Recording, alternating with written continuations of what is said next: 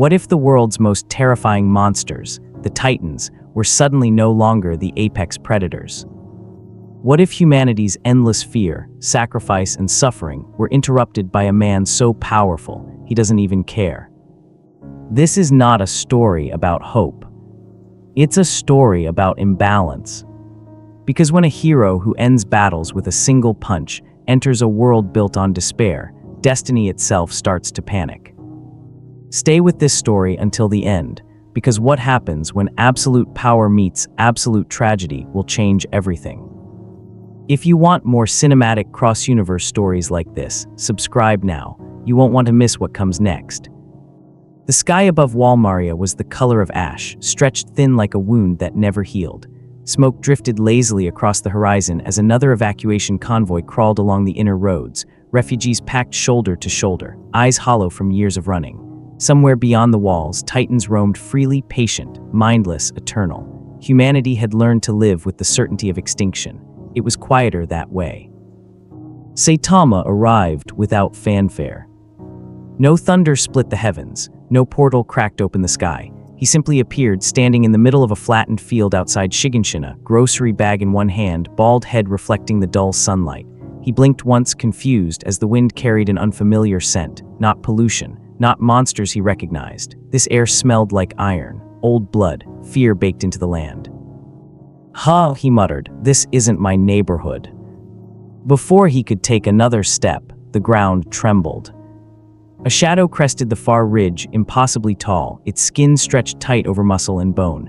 Then another, and another, Titans, dozens of them, shambling forward in a grotesque parade of exposed teeth and empty eyes. Their footsteps shook the earth, sending flocks of birds screaming into the sky. From atop the wall, soldiers froze. Scout regiment members raised their binoculars, breath catching in their throats as they spotted a lone figure standing between the Titans and the gate. No ODM gear, no formation, no fear. "Is that a civilian?" someone whispered. Levi narrowed his eyes. "That's a dead man." The Titans noticed Saitama almost immediately. Their heads tilted in unison, mouths stretching wider as hunger awakened. One of them, a 15-meter class, lurched forward faster than the rest, arms swinging, saliva dripping from its grin. Saitama sighed. "Man, I was just trying to find a sail." The Titan charged, each step shaking the land. Soldiers on the wall screamed warnings that would never reach him. The creature raised its arm, preparing to crush the strange, bald human beneath its palm. Saitama looked up.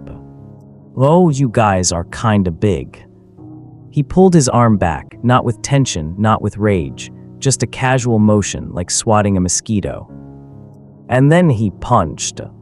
The impact didn't sound like flesh meeting force. It sounded like reality tearing. A shockwave exploded outward, flattening the grass for miles, ripping soil from the earth like paper. The Titan didn't fall, it vanished, reduced to vapor and bone fragments that scattered across the sky.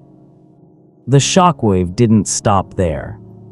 It slammed into Walmaria like a tidal wave, cracking stone older than generations.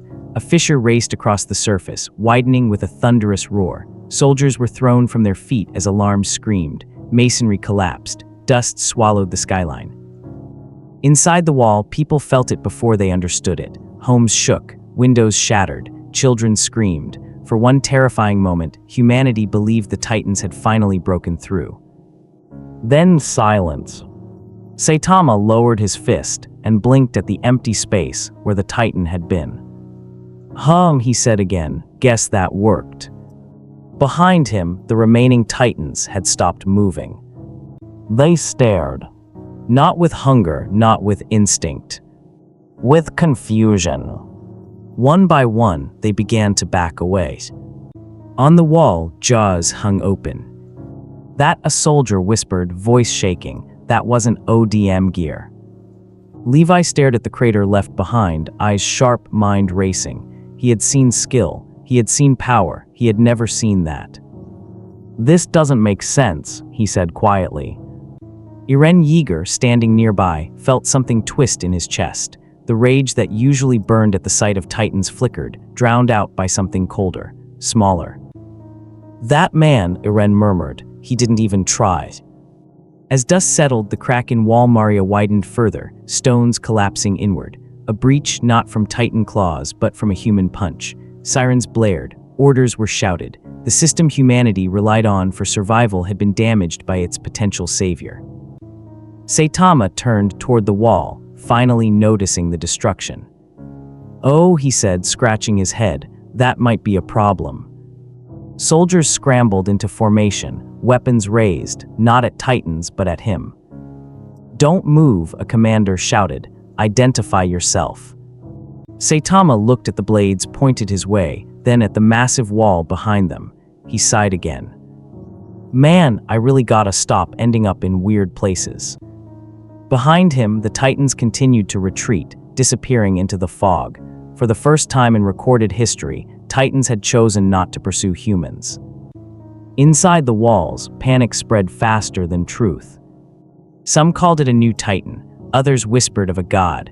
The oldest among them remembered forbidden myths, beings who existed before Titans, before walls, before fear had rules. And somewhere deep within the paths, something ancient stirred. Ymir opened her eyes. She felt it, the echo of a force that did not belong, a presence untouched by fate, unmoved by suffering, immune to destiny's chains. The paths trembled as if reality itself had flinched. "This one," she whispered, "he isn't bound." Saitama stood alone amid the wreckage, unaware that his single punch had rewritten centuries of terror.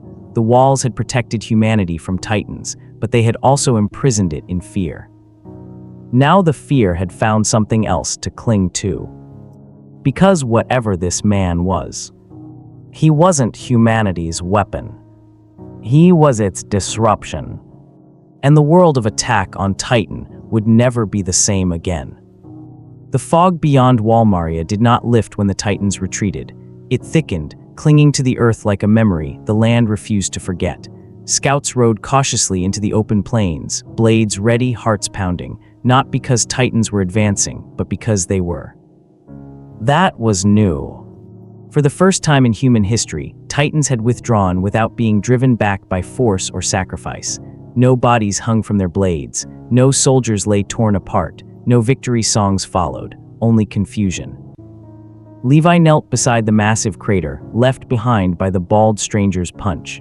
The earth was scorched smooth, as if something had passed through existence itself and taken the concept of resistance with it. "This isn't brute strength," Levi muttered. "This is erasure." Nearby, Hinge Zoe crouched at the edge of the impact zone, eyes wide with manic fascination. She poked the ground, scraped samples into glass vials, muttering faster than usual. "No steam residue, no regenerative tissue traces, no Titan matter whatsoever," she said, laughing softly. "It's like the Titan never existed." Eren stood behind them, fists clenched. He kept replaying the moment in his mind, the casual stance, the bored expression, the way the Titan vanished like an inconvenience. Something about it made his stomach twist. Titans weren't supposed to lose. They weren't supposed to hesitate. But out beyond the fog, they were doing both. A kilometer away, a group of pure Titans stood motionless. Their vacant smiles trembled, mouths twitching open and closed. One raised its head slowly, eyes locked on the distant figure of Saitama, still standing near the wall, still scratching his head, still unaware he had shattered a biological law.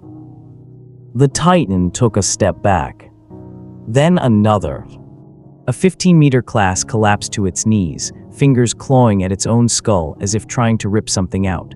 Steam burst from its body, not from injury, but from panic. It let out a sound no Titan had ever made. A whimper. Deep within the paths, Ymir felt the ripple. Fear was not part of the design. Titans were built on obedience, mindless vessels tethered to her will, driven forward by hunger and instinct. They did not evaluate threats, they did not retreat, they did not feel. Yet now, something foreign had entered the system. Saitama did not exist within the logic of Titans. His power did not resonate through the paths. It did not bend to memory, blood, or command. It ignored them. Ymir's hands trembled as invisible strings strained and snapped. Titans froze mid-step, their connection flickering. For the first time since the curse began, she felt resistance. Back in the physical world, alarms rang along the wall. Scouts reported Titan clusters dispersing, some wandering aimlessly, others collapsing entirely. A few began attacking each other, swiping blindly as if trying to escape a sensation they couldn't understand. "What's happening?" a young soldier asked, voice cracking. Levi didn't answer. He watched Saitama from a distance, noting how Titans avoided the space around him. It wasn't strategy, it wasn't tactics. It was instinct overriding design. Fear. Saitama, meanwhile, was deeply confused. He stared at a Titan peeking out from behind a hill, its massive fingers gripping the earth like a scared child clutching a blanket. "Are you okay?" he asked. The Titan recoiled. It stumbled backward, tripping over its own feet, collapsing in a heap. Steam poured from its body as it scrambled away on all fours, head turned back in terror. Saitama blinked. "Wow," he said, "you guys are way jumpier than the monsters back home." Eren watched the scene through binoculars, heart pounding. "They're scared," he whispered. Masa stiffened beside him. "Titans don't get scared." "They do now." Inside Eren's chest, something cracked. For years, his rage had been fueled by the idea that Titans were unstoppable, that humanity was prey, that freedom had to be taken by force. But this man, this ordinary-looking man, had done something Eren had never believed possible. He made Titans feel small. The implications spread faster than any military report. Within hours, Titans near all three walls altered their behavior. Some refused to approach populated zones. Others wandered aimlessly until they collapsed, bodies steaming into nothingness without provocation. A few simply stood still, staring at the horizon, as if waiting for something to return. Or not. Hange burst into the command chamber later that night, hair wild, eyes blazing. "This changes everything," she shouted. "If Titans can experience fear, then they aren't just biological weapons, they're psychologically reactive entities." Erwin Smith remained silent, fingers steepled beneath his chin. His gaze lingered on the map, where Titan migration patterns had abruptly fractured. "This man," Erwin said slowly, "has introduced a new variable, one that doesn't belong to our world." Levi leaned against the wall, or theirs. Deep beneath the earth, in the realm of paths, Ymir screamed silently. The Titans were unraveling, not because they were being destroyed, but because their certainty was gone. Fear introduced choice, choice introduced doubt. And doubt was poison to control. Ymir reached outward, searching for the source. She found Saitama standing outside the walls, staring up at the sky, wondering if he'd missed a sale at the market. She felt no hatred from him. No ambition. No desire. Lonely apathy. That terrified her more than violence ever could. Back above ground, Saitama finally noticed the soldiers watching him. "Oh hey," he said, waving awkwardly. "So are these things always this big?" No one answered. Because somewhere deep in every human watching him, a realization took hold. If Titans could feel fear, then what did that make the man they feared? And more importantly, what happens to a world built on terror when terror itself begins to run away? Levi Ackerman had survived long enough to know one rule that never failed. If something doesn't make sense, cut it down before it decides for you. The night air beyond Walmaria was unnaturally calm. No Titan roars, no distant footsteps, just wind brushing across scorched earth where a 15-meter monster had once existed. Levi stood atop a broken watchtower, cloak snapping behind him. Below, Saitama sat cross-legged on a slab of stone, poking at the dirt with a stick like a bored child waiting for rain. No guard. No awareness. No fear. That unsettled Levi more than any Titan ever had. Captain Masa whispered from the shadows, "We don't know what he is." Levi didn't look at her. His eyes never left the bald man below. "That's why," he replied quietly, "we strike first." Gals hissed. Steel sang. Levi launched. ODM gear screamed as he cut through the air, blades flashing under moonlight. His trajectory was perfect. Angle, speed, timing, every calculation honed by years of killing monsters larger, faster, deadlier than himself. Saitama looked up at the last possible moment. Hug. Levi's blades struck. They should have carved through muscle, bone, neck. Instead, clang. The sound echoed like steel hitting bedrock. Levi's arms jolted violently. His blades bent, not shattered, not dulled, bent, curving backward as if they'd struck something immovable. Saitama blinked. "Oh wow," he said, "those are sharp." Levi twisted midair, firing grapples, spinning around Saitama's head in a blur of motion. He struck again, and again, and again. Neck, spine, temple, jaw. Nothing. Each hit landed with the weight of certainty, and bounced off like raindrops on stone. Levi landed hard, skidding backward, boots tearing grooves into the dirt. He raised his blades again, breath steady, eyes locked. Saitama stood up. "Hey, he said, rubbing the back of his head, "was that supposed to hurt?" The words hit harder than any punch. Around them, scouts froze in disbelief. Mikasa's hand trembled on her hilt. Eren stared, heart pounding so hard it drowned out thought. Levi attacked again. This time, no restraint. He accelerated beyond standard limits, body pushed past safe thresholds. His blades moved faster than sight, slicing air itself. The world narrowed to motion, intent, survival. Saitama sighed. He reached up and caught Levi by the ankle mid-spin. Time stopped.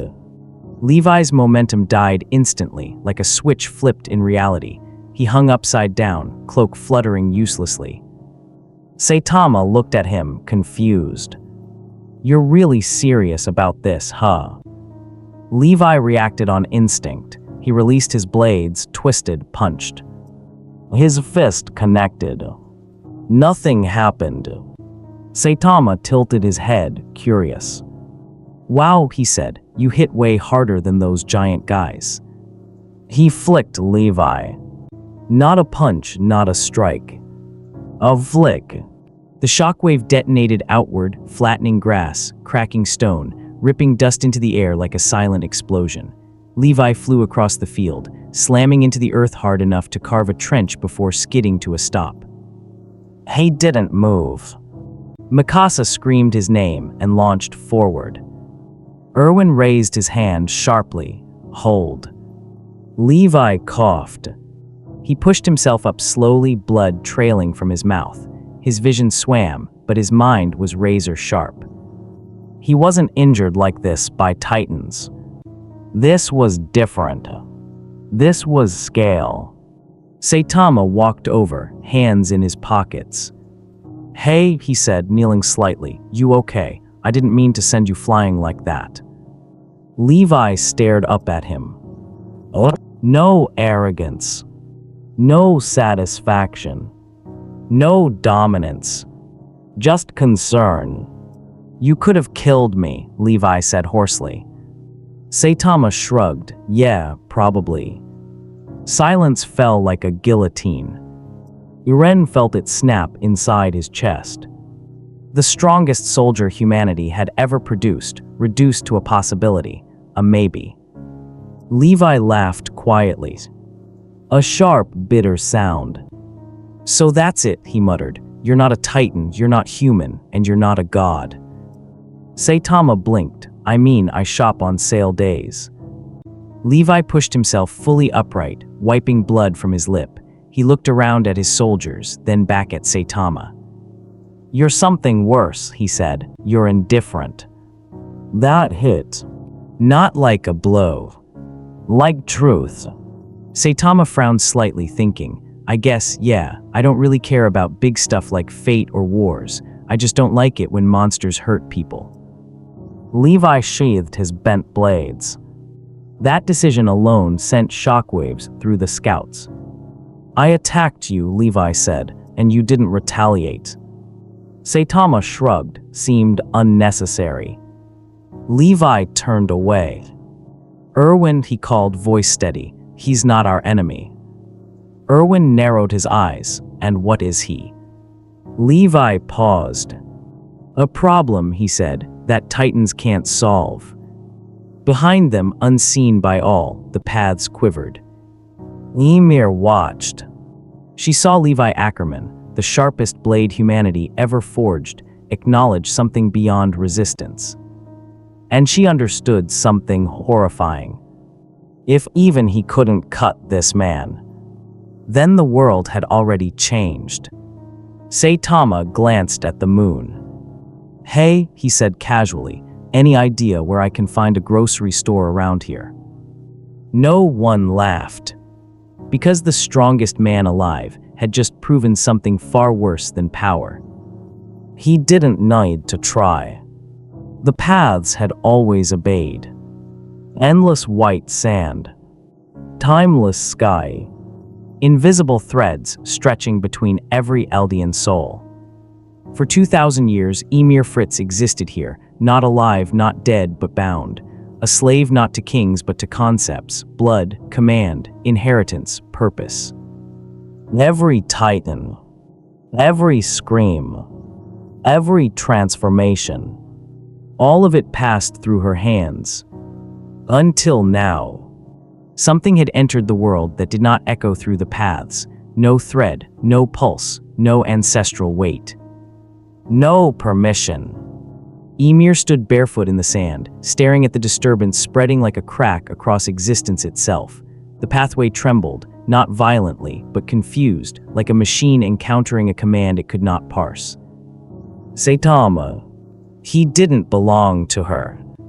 And that terrified her. For the first time since the curse began, Ymir moved without being commanded.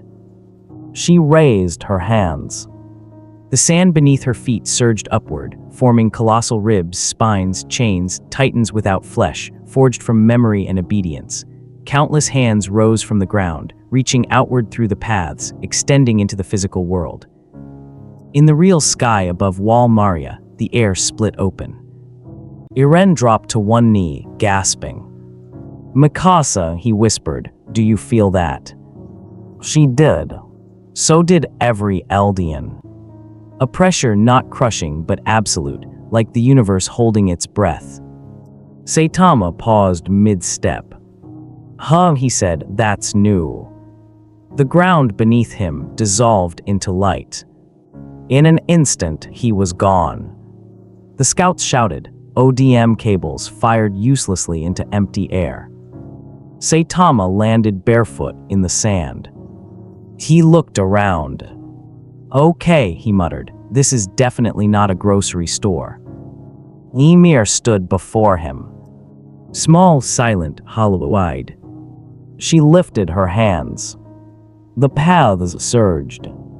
Chains erupted from the sand, wrapping around Saitama's arms, legs, chest, neck. Each chain was forged from Titan law, commands older than nations, heavier than mountains. These weren't restraints. They were rules. Every Eldian who had ever transformed had obeyed them. The chains tightened. Nothing happened. Ymir's eyes widened. She pulled harder. The chains strained, glowing brighter, digging into Saitama's skin. Then snapped. Not shattered. Snapped like brittle twine. The recoil blasted backward, tearing apart the pathway itself. Titans formed and collapsed instantly, unable to maintain structure without a law to follow.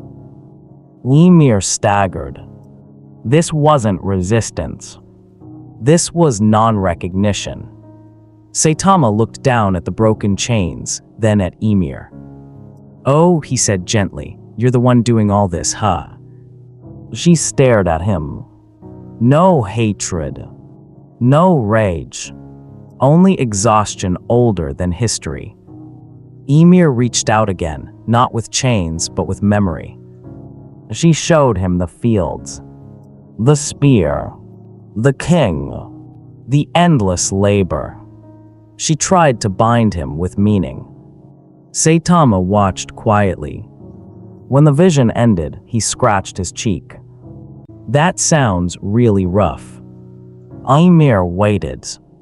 No one had ever reacted like that. You didn't deserve that, Saitama continued. No one should have to do something forever just because someone said so.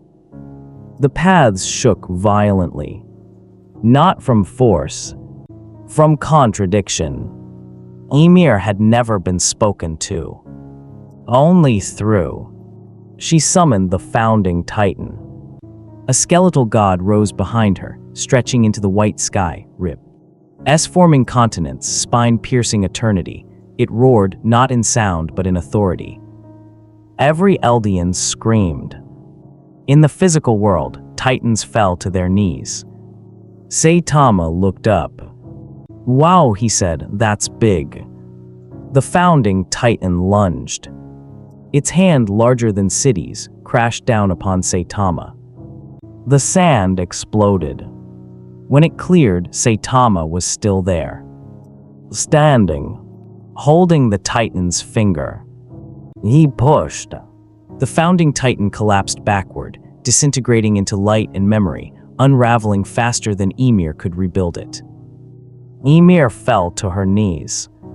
For the first time in 2,000 years, she was not obeying. She was failing. Saitama walked toward her, steps leaving no footprints. "You don't have to do this," he said softly. "You don't owe anyone anything." She looked up. Tears formed but didn't fall. "I can't stop," her silence screamed. "I was made for this." Saitama crouched down. "No," he replied, "you were used for this." He reached out. Not to command. Not to bind. Not to control. Just a hand. Ymir flinched, and then took it. The paths convulsed. Threads snapped across existence. Titans froze mid-step. Transformations failed. Commands dissolved. History screamed as its chains loosened. Ymir felt something she had never known. Joys. Saitama smiled awkwardly. "You should probably take a break." The paths went silent. Not destroyed. Released. Saitama vanished. He reappeared where he had left, standing in the dirt outside Wall Maria. The sky cleared. The pressure lifted. Eren collapsed, sobbing. Levi stared at his hands. No whispers. No echoes. No invisible pull. Somewhere far beyond comprehension, Ymir stood alone, free. And the world understood a terrifying truth. Saitama wasn't bound by titans. He wasn't bound by gods. He wasn't bound by stories. He existed outside systems. And nothing in this universe knew how to stop that. The Earth was supposed to end here. That was the story humanity had accepted. An ocean of colossal titans marching in perfect formation, each footstep cracking continents, each breath boiling oceans, a living extinction event carved from flesh, steam, and ancient hate. The rumbling. The final answer. The world beyond the walls watched in horror as the horizon walked toward them. Cities prayed, nations armed themselves with weapons that suddenly felt like toys. Kings signed their last orders, mothers held children and whispered lies about tomorrow. And at the front of it all, Eren Yeager stood. His founding titan form stretched across the sky like a god born from bones and rage. Every step echoed his conviction. If the world would not leave Paradis alone, then the world would be flattened. The wall titans moved. Steam blotted out the sun. Then, they stopped. Not gradually. Not hesitantly. They stopped as if reality itself had decided enough. The ground trembled once more, then fell silent. Eren's eyes widened. "What?" he whispered. He pulled. No response. He screamed commands into the paths. Nothing answered. Across the planet, colossal titans froze mid-step, steam dissipating harmlessly into the sky. Their massive forms stood like statues of an apocalypse that had forgotten its purpose. The world waited for the next breaths. It didn't come. On a lonely ridge miles away, Saitama stood with his hands on his hips, staring at the halted wall of destruction.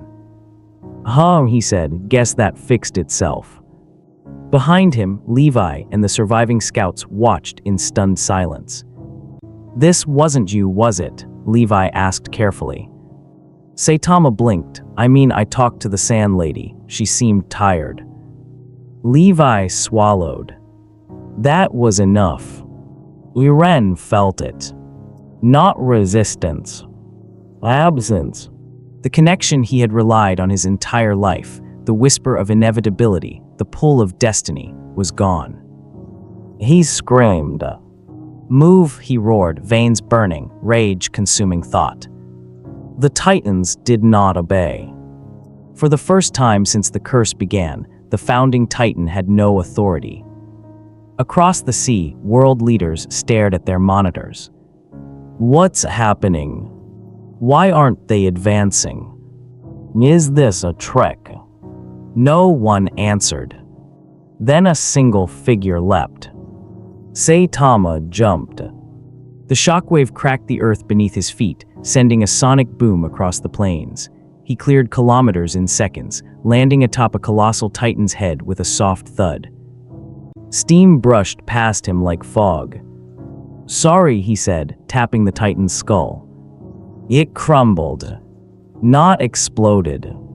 Not shattered. It simply fell apart, like sand released from a clenched fist.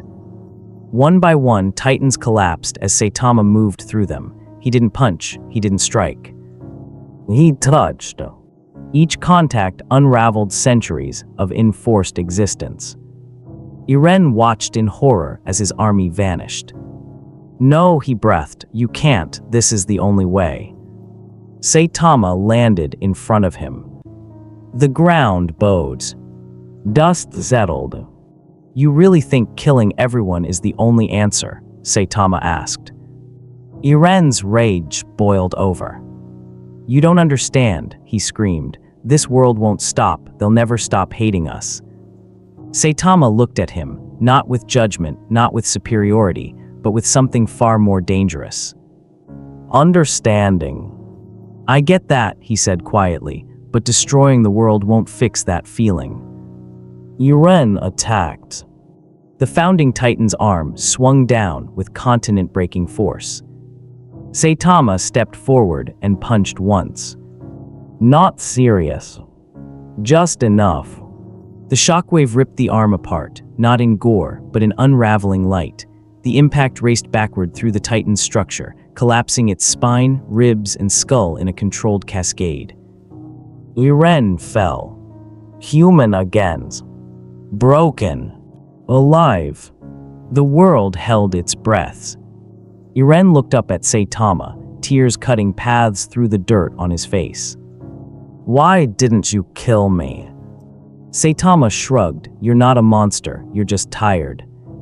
Silence followed. The rumbling was over. Not with a final scream, but with a choice taken away. Nations lowered weapons. Soldiers stared at the sky, unsure whether to cheer or cry. History had been interrupted. Levi exhaled slowly. "It's done," he said, "isn't it?" Saitama nodded, "Yeah." Then he paused. "I think I broke something important, though." Levi almost laughed. Because the greatest threat humanity had ever faced had just been neutralized. Not by strategy. Not by sacrifice. Not by destiny. But by a man who didn't care about any of those things. And that terrified the world far more than Titans ever had. The silence hurt more than the screams ever had. No marching footsteps. No thunder of colossal Titans. No voice in Eren, Ymir's mind, telling him what came next. Just wind. Eren lay on his back in the dirt where the founding Titan had collapsed, staring up at a sky that felt whiter than it ever had before. Clouds drifted lazily, unaware that history had failed to end on schedule. For the first time in his life, nothing was pulling him forward. No visions. No paths. No foot. Your memories bleeding backward into his thoughts. He sat up slowly. His hands were shaking. Eren clenched them, waiting for something, anything to answer. Rage, purpose, a command. Nothing came. Levi stood a short distance away, arms crossed, watching without interruption. He didn't say a word. He knew better. Some battles couldn't be interrupted. Eren laughed. A dry, broken sound that scraped his throat raw.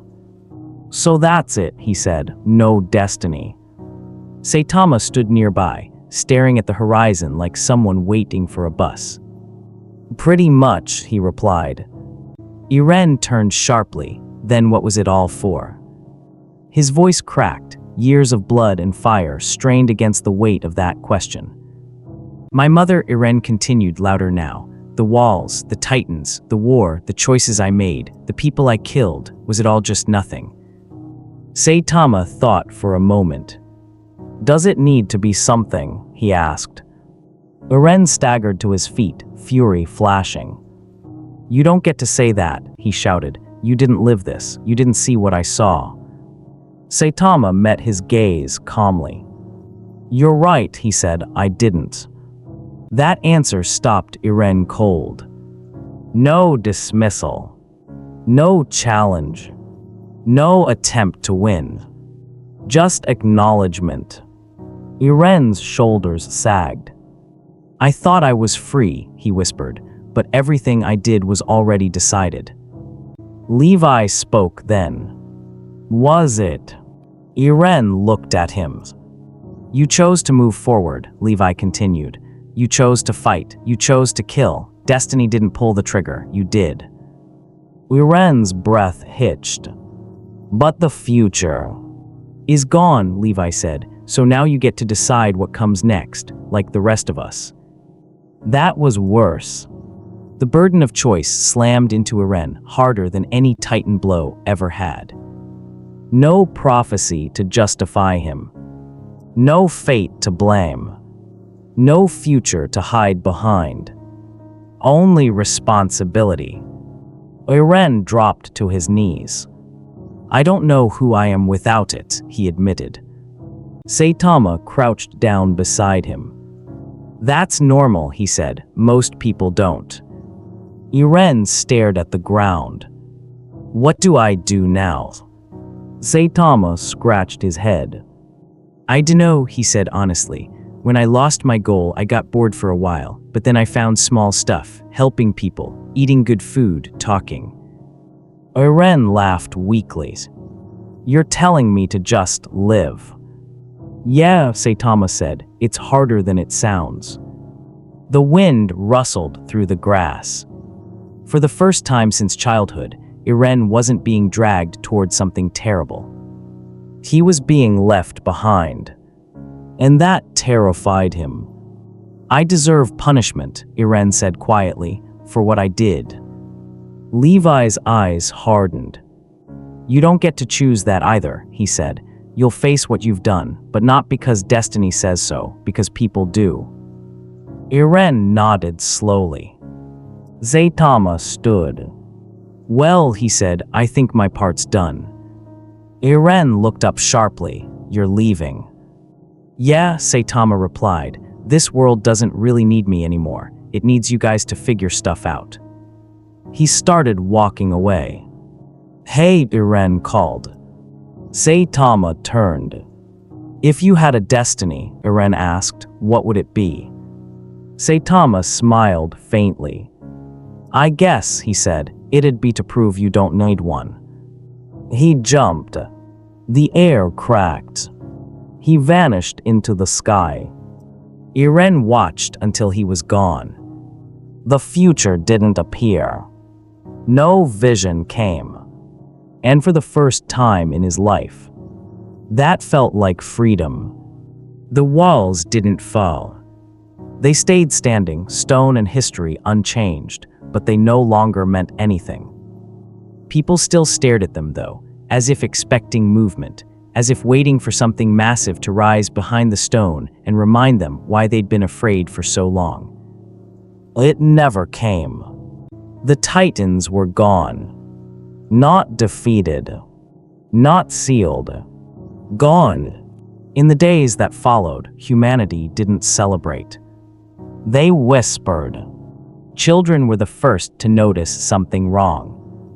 They played too close to open fields, ran beyond safe lines that had been drilled into their bones since birth. Parents screamed at them to come back, voices breaking not from fear of what they saw, but fear of what they couldn't see anymore. No shadows moving in the distance. No warning bells. No emergency drills. The silence felt unnatural. Armen stood on the highest wall at dawn, staring out at land that finally belonged to no one. Grass swayed in the breeze. Ruins stretched like scars into the distance. We spent generations preparing for monsters, he said quietly. Now we don't know how to live without them. Mikasa stood beside him. She hadn't let go of her blades yet. They'll learn, she said, or they'll break. Below them, rebuilding had begun, but it was messy, improvised, wrong in places. Homes were being constructed without watchtowers. Streets widened instead of narrowed. Windows opened outward instead of inward. Every architectural instinct shaped by Titan fear had to be unlearned. Some people couldn't. A man in Trost refused to sleep indoors anymore, said he needed the sky above him in case he had to run. A woman in Shiganshina boarded up her windows, sobbing every night because she didn't true. Peace. There were no Titans to blame now. Only trauma. The military dissolved in layers, first the emergency divisions, then the standing patrols. Weapons were stored away, not destroyed, just remembered. Levi watched it all from a distance. This is the hard part, he muttered. Hange would have loved it, he thought, would have asked 1,000 questions about what humanity becomes when its greatest enemy disappears overnight. Markets reopened. Trade routes expanded into lands no one had stepped foot in for centuries. Scouts rode out without fear of being crushed. They returned with maps instead of casualties. Still, people flinched at large shadows. Every fallen tree caused panic. Every distant rumble sent crowds running for shelter that no longer mattered. At night, people dreamed of footsteps that never came. Eren remained under guard, not in chains but in watchful silence. He worked where he was allowed, carried stones, rebuilt roads, never argued. Some spat at him. Some thanked him. Most didn't know what to do with him. Neither did he. I thought freedom would feel louder, he admitted to Armen one evening. Armen shook his head. Freedom is quiet, he said. That's why it's scary. Years of propaganda had trained humanity to define itself by survival, by fighting, by holding the line. Now the line was gone. Children born after the Titans wouldn't understand why their parents looked at open land with suspicion. They wouldn't know why adults froze when they heard heavy footsteps, even if it was only a cart passing by. And somewhere beyond the horizon, stories began spreading. Of a bald man who ended the world's oldest war with one punch. Of a force so overwhelming it didn't conquer, only removed the problem and left. People argued whether he was real. Some worshipped him. Some feared he'd return. Some prayed he never would. But one truth settled slowly, uncomfortably across humanity. The Titans were never the final test. Living without fear was. And for the first time, humanity faced an enemy it couldn't stab, burn, or outrun. It faced itself. The air above Shiganshina was thick with tension, the kind that made every breath feel like inhaling broken glass. Eren Yeager stood at the center of it all, his body trembling not from fear but from the sheer magnitude of what he was about to unleash. The coordinate pulsed within him like a second heartbeat, ancient and terrible, connecting him to every Eldian across the sea and every Titan slumbering within the walls.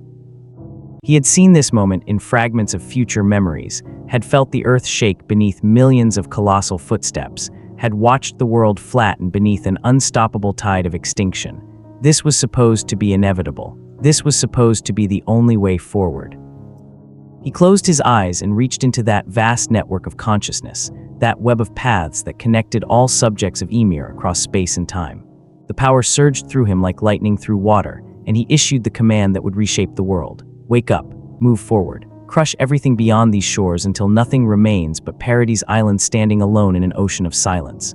The words echoed through the coordinate with absolute authority, the will of the founding Titan made manifest. Eren opened his eyes, expecting to see the walls begin to crumble, expecting to feel the tremors of millions of colossal Titans taking their first steps toward genocide. But there was nothing. The walls stood silent and still. No steam rose from their surfaces. No Titans stirred from their crystalline prisons. The rumbling that should have shaken the foundations of the world simply refused to begin.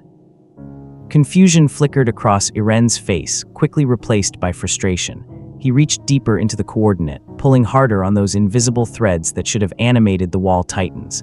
Wake up, he commanded again, pouring more of his will into the order. Still nothing. It was like shouting into a void that absorbed sound without echo. The Titans weren't resisting him, they simply weren't responding at all, as if the connection between them had been severed or replaced with something that his power couldn't penetrate. Armen watched from the airship above, his stomach twisting with dread at what Eren was attempting, but also now with a different kind of fear. Why weren't the walls responding? Had something gone wrong with Eren's connection to the founding Titan, or was something else at play here? Zeke stood nearby, still connected to Eren through their contact, his royal blood the key that should have unlocked the coordinate's full potential. He could feel Eren straining against something, pushing with all his considerable will against a barrier that shouldn't exist. What's happening? Zeke asked, his voice tight with concern. Why aren't they moving? Eren didn't answer immediately, his attention focused entirely inward, navigating the paths that connected all Eldian. But as he traveled those roads of light and consciousness, he began to notice something strange. The threads that should have led to the wall Titans were still there, still intact, but they felt different somehow. Dimmer, distant, as if something had placed itself between him and them, not cutting the connection but intercepting it, absorbing his commands before they could reach their intended recipients.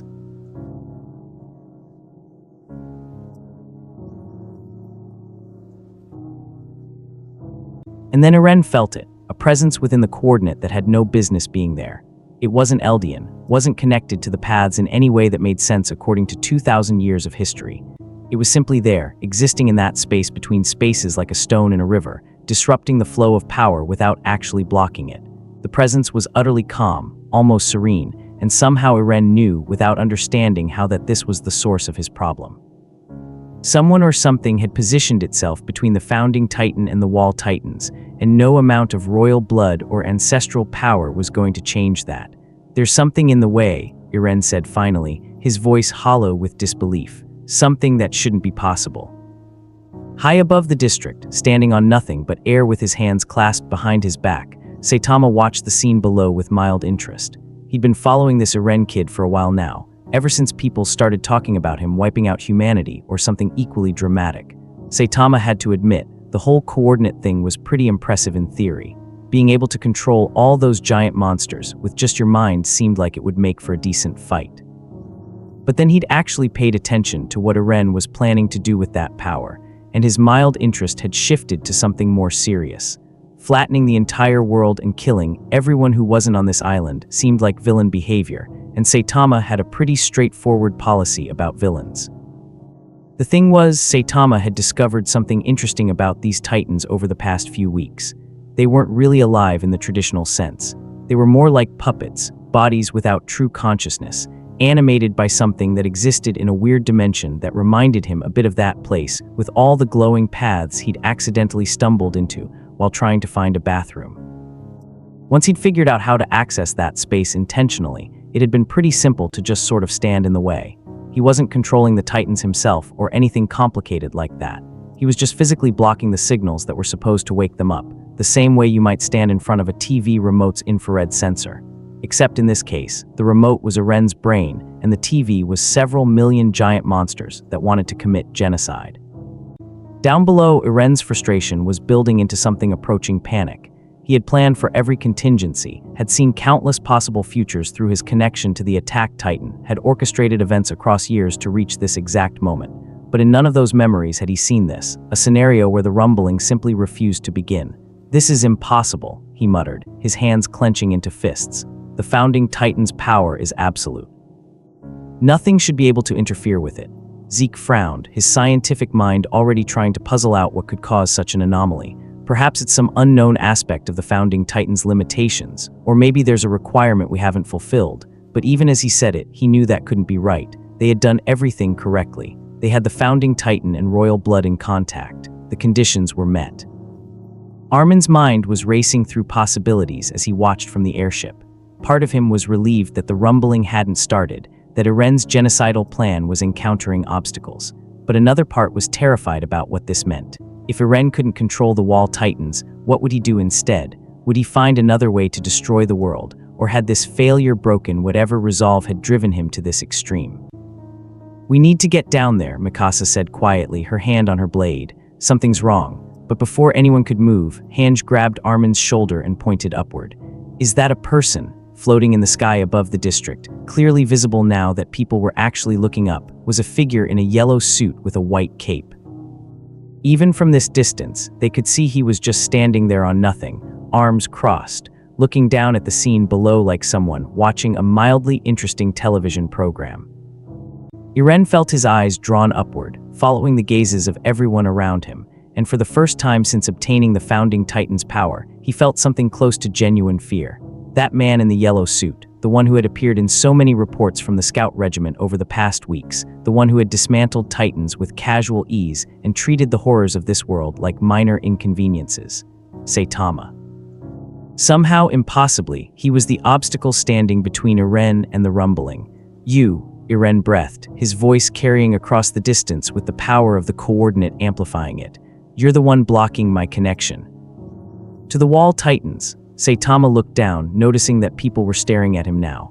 "Oh, you figured it out. Yeah, I'm kind of standing in the way. That weird path dimension place, you know. It seemed like the easiest solution." His tone was conversational, almost apologetic, as if he was explaining why he'd accidentally blocked someone's driveway. Eren's rage erupted like a volcano, his Titan transformation incomplete but still powerful enough to send shockwaves through the ground.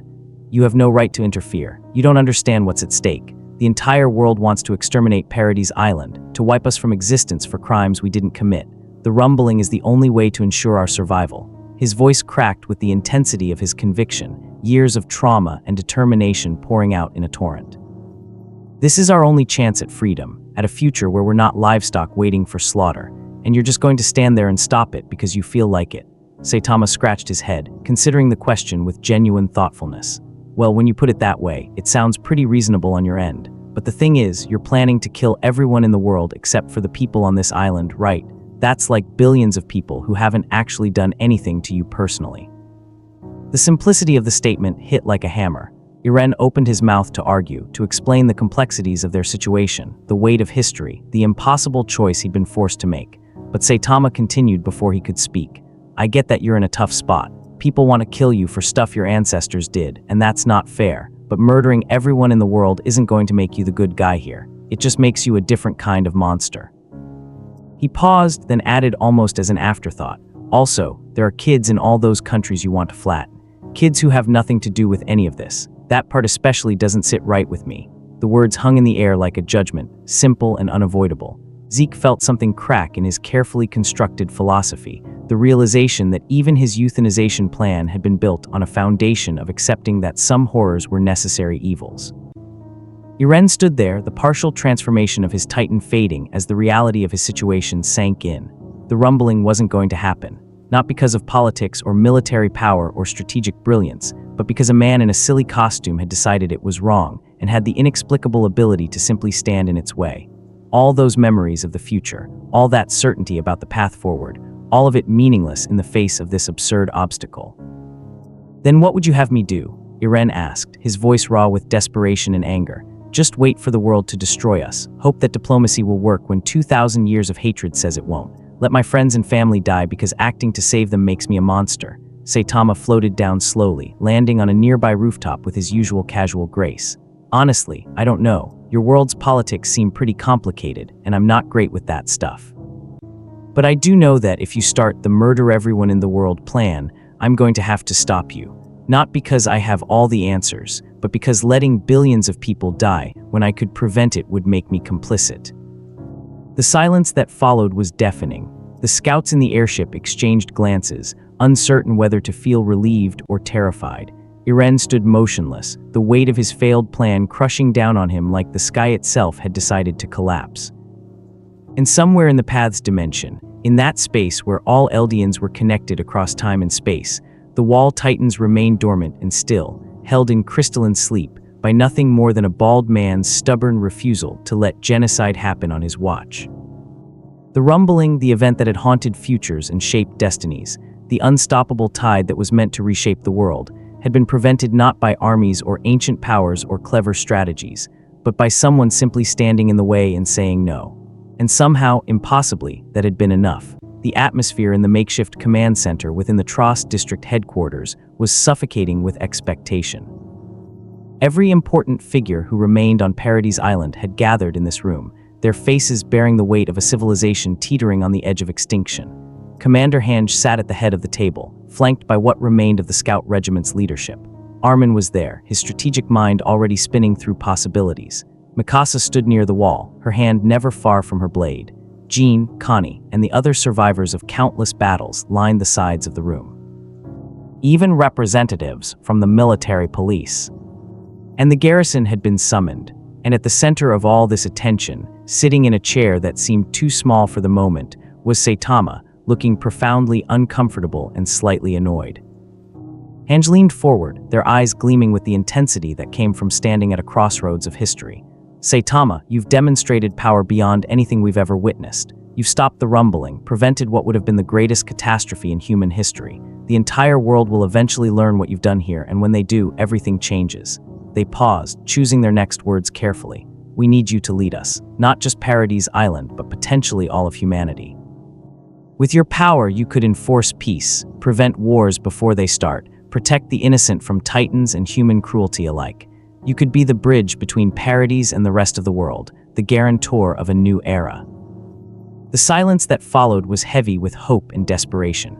Every person in that room understood what was at stake. Without the rumbling, Paradis Island was defenseless against the combined military might of the world. Marley alone possessed weapons and armies that could overwhelm their defenses within months. The only thing standing between them and annihilation was the man in the yellow suit who currently looked like he'd rather be literally anywhere else. Saitama scratched the back of his head, his expression one of profound discomfort. Yeah, I'm gonna have to pass on that, he said simply, his tone the same as someone declining a second helping of food they didn't particularly enjoy.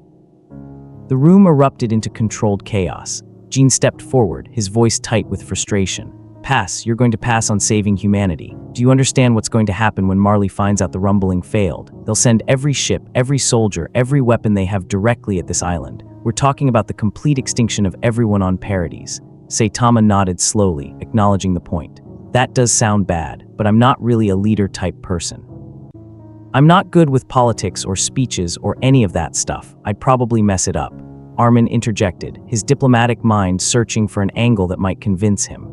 You wouldn't have to be a traditional leader. You could simply be a deterrent, a known presence that prevents aggression through the threat of your intervention. Just knowing you exist and that you protect Paradis Island would be enough to make nations think twice. But Saitama was already shaking his head. See, that's the problem right there. You want me to threaten people, to be scary enough that they don't attack you. But what happens when someone calls that bluff? Or when some country decides to test whether I'll actually kill thousands of people to protect you guys? Then I'm right back in the same situation as that Eren kid, having to decide who lives and who dies based on politics I don't understand. The brutal honesty of his assessment cut through the room like a knife. He wasn't refusing because he didn't care. He was refusing because he understood exactly what they were asking him to become, and he wanted no part of it. Hange tried a different approach, their voice softer now. Then help us find another way. You've seen our world, seen what we're up against. You have perspective we don't have, strength we can't match. Even if you don't lead, surely you can guide us, help us navigate toward a future where we don't all die. Saitama considered this for a moment, his face scrunched up in thought. I mean, have you guys tried just talking to people? Like actually sitting down and explaining that you're not responsible for what happened 2,000 years ago. That seems like it should be step one before jumping straight to threatening everyone with giant monsters or asking a stranger to be your living weapon. The simplicity of the suggestion would have been insulting if it hadn't come from someone who had literally stopped an apocalypse by standing in its way. Armen felt a flush of embarrassment creep up his neck. We have attempted diplomacy. I went to Marley myself, tried to establish dialogue, but 2 millennia of hatred and propaganda aren't easily overcome with conversation. The moment they learned we could activate the rumbling, it became a race to destroy us before we could use it. Now that we can't use it, we have nothing to negotiate with except our own extinction. Saitama frowned at that, his usually placid expression showing genuine thought. Okay, that's definitely a problem, but making me into some kind of god king isn't going to solve it. That just replaces one threat with another. Instead of being scared of Titans, they'll be scared of me. And then when I eventually leave or die or whatever, you're right back where you started. Mikasa spoke up for the first time, her voice quiet but intense. So what? Would you have us do? Just accept death? Watch as everything Eren fought for, everything we've all sacrificed for, ends because you're too uncomfortable with the responsibility. There was no accusation in her tone, just raw desperation, the voice of someone who had lost too much to surrender now. Saitama met her gaze with surprising gentleness. I'm not saying accept death. I'm saying that pinning all your hopes on some random strong guy showing up to solve your problems isn't a plan. It's just kicking the can down the road and hoping someone else figures it out. He stood up from his chair, and despite his unimpressive height and ridiculous appearance, something about the gesture made everyone in the room pay attention. Look, I stopped the rumbling because killing billions of people is wrong. That was pretty clear-cut. But leading your civilization, making political decisions, deciding who gets to live based on which side of some invisible line they were born on, that's way above my pay grade. I'm just a guy who's good at punching things. The statement hung in the air like a confession, and what made it so devastating was its absolute sincerity. He wasn't being humble or self-deprecating.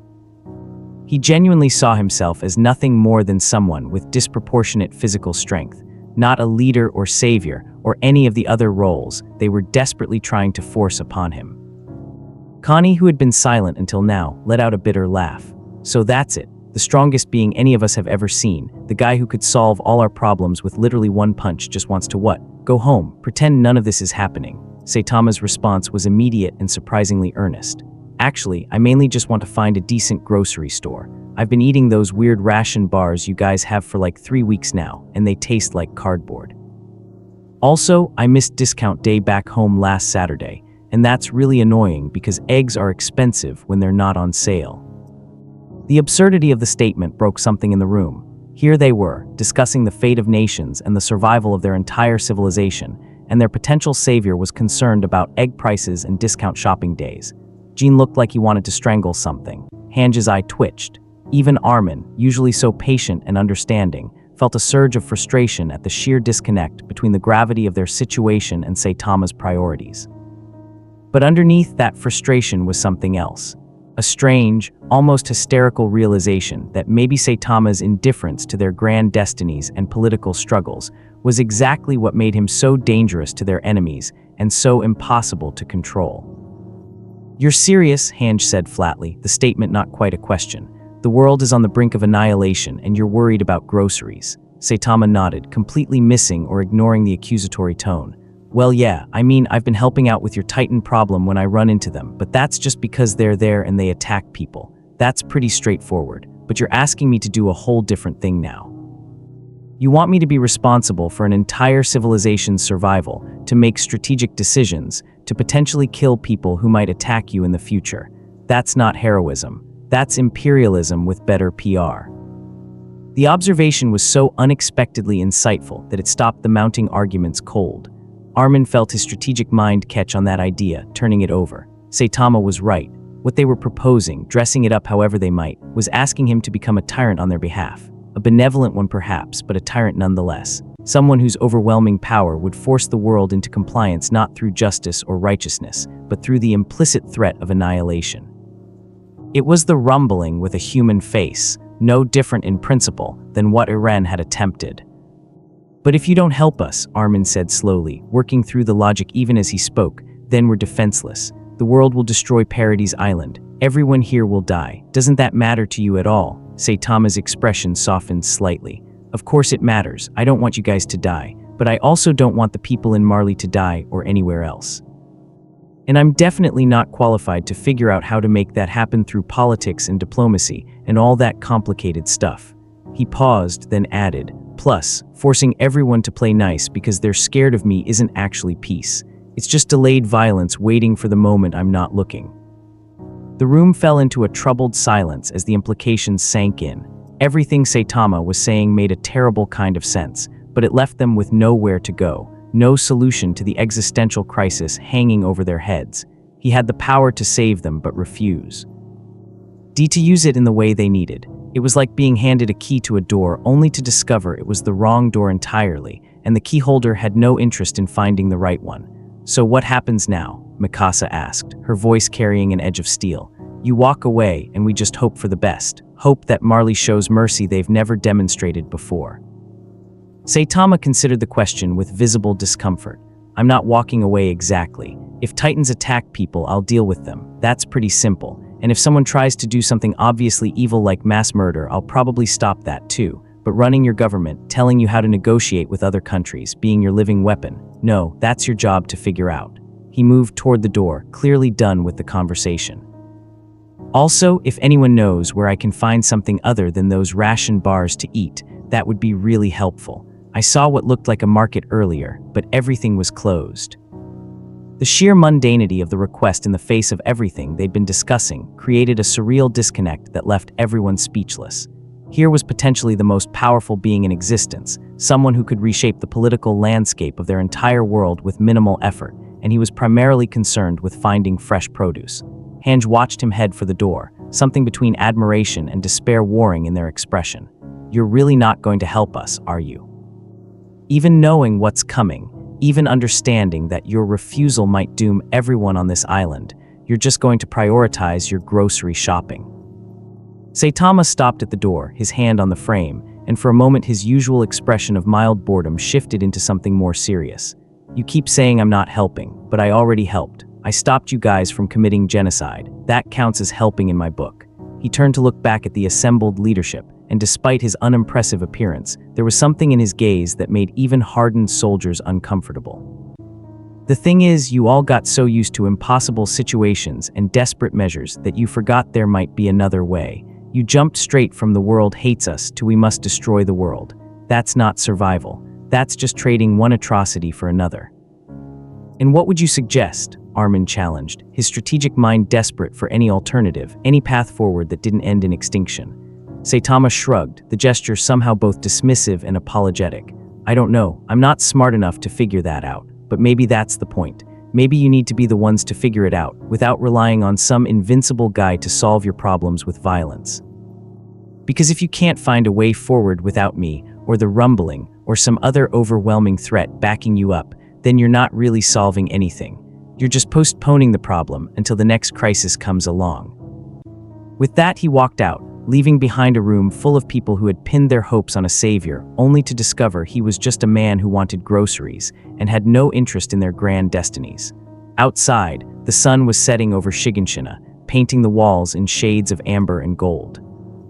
Saitama looked up at those massive structures, thought about the millions of dormant titans sleeping within them, thought about the complex political situation he'd just refused to fix, and felt a headache coming on. Being a hero had seemed so much simpler back home, where it was usually pretty obvious who was in the wrong and punching them solved the problem. Here, everyone thought they were right, everyone had reasons for their actions, and punching rarely solved anything beyond the immediate threat. He sighed and started walking toward what he hoped was the market district, his cape fluttering behind him in the evening breeze. Somewhere behind him, the leaders of humanity were probably panicking, trying to formulate plans that didn't rely on his intervention. Good, they should figure it out themselves. He hadn't been joking about the groceries, but more than that, he understood something they didn't seem to grasp. The moment they became dependent on him, the moment his power became the foundation of their society, they'd stop looking for real solutions. They'd stop growing, stop adapting, stop being capable of surviving on their own. And eventually, he'd leave or die or something else would happen, and they'd be even more helpless than they were now. Better to be the guy who occasionally punched titans when they showed up than the God King, whose shadow prevented humanity from learning to stand on its own. Even if that meant watching them struggle with problems he could technically solve with minimal effort. Even if it meant being seen as selfish or uncaring by people who were genuinely desperate. Because at the end of the day, Saitama understood something fundamental about power that most people missed. Having strength didn't make you responsible for everyone else's problems. It didn't make you qualified to make decisions on behalf of civilizations. It just meant you could punch really hard, and sometimes that was enough, and sometimes it very much wasn't. He found the market eventually, and to his genuine delight, discovered they had fresh vegetables that didn't taste like cardboard. Small victories. Behind him, humanity's leadership was probably still arguing about what to do with a savior who refused to save them. But Saitama had made his choice, and for better or worse, it was the only choice that felt right. Be a hero when the situation was clear. Punch the obvious bad guys. But don't become a dictator just because you had the power to enforce your will on others. That seemed reasonable enough. Now, if only he could figure out whether these people had any sales on eggs. The path's dimension existed beyond conventional space and time, a realm of pure consciousness where past, present, and future converged into an eternal crystalline landscape. It was here that Ymir Fritz had lingered for 2,000 years, a child slave even in death, building titans from sand and bone according to the commands of those who inherited the power she had never asked for. The dimensions stretched infinitely in all directions, glowing threads connecting every Eldian who had ever lived or would ever live, a web of light and memory and inescapable destiny. It was beautiful in its way, and utterly horrifying in its implications. This was the engine that powered the Titans, the metaphysical prison that had shaped the fate of nations, and it had remained unchanged since the day Ymir had first encountered the spine creature that fused with her body and transformed her into something neither fully human nor fully monster. Eren Yeager had stood in this space not long ago, had spoken to Ymir, had convinced her to lend him the power of the founding Titan for his apocalyptic plan. But when the rumbling failed, when Saitama had somehow intercepted the connection between command and execution, Eren had been ejected from this place, cast back into the physical world with his certainty shattered and his purpose unfulfilled. Ymir remained as she always had, watching through eyes that had seen empires rise and fall, that had witnessed every death caused by the power that had originated from her suffering.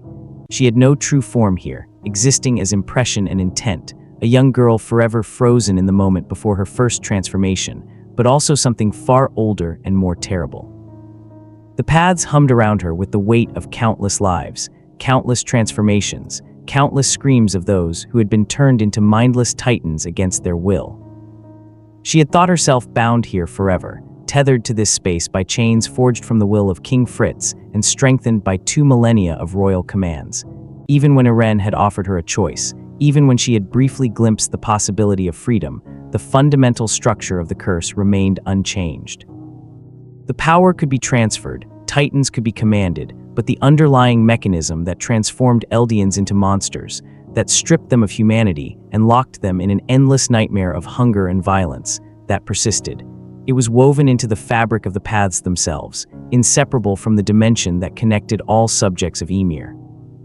To break it would require breaking the paths entirely, and doing so would sever every Eldian from this collective consciousness, would erase the power of the Titans completely, would fundamentally alter the nature of what it meant to carry Eldian blood. But breaking the paths should have been impossible. They existed outside of physical reality, beyond the reach of conventional force. They were metaphysical constructs, ideas given form, and you couldn't destroy an idea with violence any more than you could punch a mathematical equation.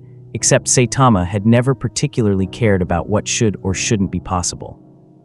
He operated on a level of reality that occasionally intersected with normal physics, but mostly ignored the rules everyone else had to follow. He had punched through dimensions before, back in his own world, when some martial artist had tried to hide in a pocket space, and Saitama had simply knocked on the barrier until it broke. Metaphysics, dimensional barriers, the fundamental laws of space and time, none of these things had proven particularly resistant to someone who could move faster than causality and hit harder than the concept of impact itself. It started with a headache. Saitama had been wandering through Shiganshina, having given up on finding decent groceries, and settled for some bread that tasted only slightly better than the ration bars, when a sudden sharp pain lanced through his skull. It felt like brain freeze but deeper, more structural, as if someone had tied an invisible string to the inside of his head and was pulling it towards something. He stopped walking, rubbed his temples, and tried to figure out what was causing this new annoyance. The sensation intensified, and for a moment his vision doubled, showing him both the street he was standing on and another place entirely, a realm of light and crystalline structures that definitely shouldn't be visible through normal eyesight. "What the hell?" he muttered, closing his eyes in an attempt to make the doubled vision stop. It didn't help. If anything, it made the other dimension more visible, more present, as if closing his physical eyes somehow opened a different kind of sight. He could see the paths now, not just as a vague impression, but as a fully realized space, and at the center of it all stood a young girl with long blonde hair and eyes that held the weight of ages. She was looking directly at him, which seemed impossible given that he wasn't actually in that dimension. But then again, most things about this world defied conventional logic anyway. The girl Ymir, he somehow knew, though he had no idea how he knew, appeared frightened and hopeful in equal measure, as if his mere presence in her awareness represented something unprecedented and potentially catastrophic. Saitama opened his eyes again, and the doubled vision persisted. The physical world and the paths dimension occupied the same space in his perception now, overlapping like two photographs held up to the same light. He could see people walking down the street while simultaneously seeing the glowing threads that connected them to the metaphysical realm where titans were born. It was extremely disorienting and doing nothing to help his headache. "This is really annoying," he said to no one in particular, reaching up to rub his temples again. The gesture, simple and mundane in the physical world, had an unexpected effect in the paths dimension. His hand, existing simultaneously in both spaces now that his awareness bridged them, brushed against one of the glowing threads. The strand vibrated like a plucked string, and somewhere in the world, an Eldian gasped as they felt something fundamental shift in their connection to the collective consciousness. Ymir watched with growing alarm as Saitama's presence destabilized the carefully maintained structure of the paths. He wasn't trying to break anything, wasn't attacking or attempting to destroy, but his mere existence in a space that wasn't designed to hold someone like him was causing reality to strain at the seams. It was like watching someone stand in a house of cards, their presence disrupting the careful balance that kept the structure intact. The threads that connected Eldians across time and space began to flicker and dim, not severed but stressed beyond their normal tolerances. The sand that Ymir used to build titans shifted and moved in patterns that had nothing to do with her will, responding instead to the gravitational influence of something that operated on principles the paths couldn't comprehend. Saitama, meanwhile, was getting increasingly frustrated with his headache and the persistent doubled vision. He had tried walking away, had tried ignoring it, had even tried taking a nap, but the sensation only intensified. The path's dimension seemed determined to occupy his awareness whether he wanted it to or not, and the girl at the center kept staring at him with those ancient, suffering eyes. Finally, after nearly an hour of growing irritation, Saitama decided to try the most direct approach he could think of. If this weird dimension was giving him a headache, and if his awareness was somehow stuck between two places at once, then maybe he could just push through completely and figure out how to turn it off from the inside. He closed his eyes, focused on that pulling sensation in his skull, and instead of resisting it, he leaned into it. The effect was immediate and dramatic. The physical world faded from his perception entirely as his consciousness, and somehow his entire physical body transitioned fully into the path's dimension. He opened his eyes to find himself standing on crystalline ground that reflected light in impossible directions, surrounded by infinite threads of glowing connection that stretched away into a horizon that curved in ways that hurt to look at. And directly in front of him, maybe 20 feet away, stood Ymir Fritz, her eyes wide with an emotion that might have been terror or wonder or some combination of both. Hi," Saitama said, his voice sounding strange in this space where sound shouldn't exist. "Listen, I don't know what this place is exactly, but it's giving me a really bad headache. Is there like an off switch or something?" Ymir didn't respond, couldn't respond in any conventional sense. She had no voice in this realm, had spent 2,000 years in silence communicating. Only through the construction of titans and the subtle manipulation of paths. But her surprise was evident in the way the entire dimension shuddered, threads of light pulsing with agitation at the impossible presence of someone who shouldn't be able to exist here. Saitama looked around, taking in the bizarre landscape with the same mild interest he'd shown to most of the strange things he'd encountered in this world. So this is where the Titans come from. That's actually pretty impressive from an engineering standpoint. Weird that it's all connected to a kid though. That seems like poor system design.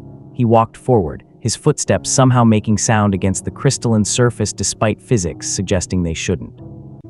Each step caused ripples to spread through the ground, spreading outward in patterns that disrupted the careful geometry of the paths.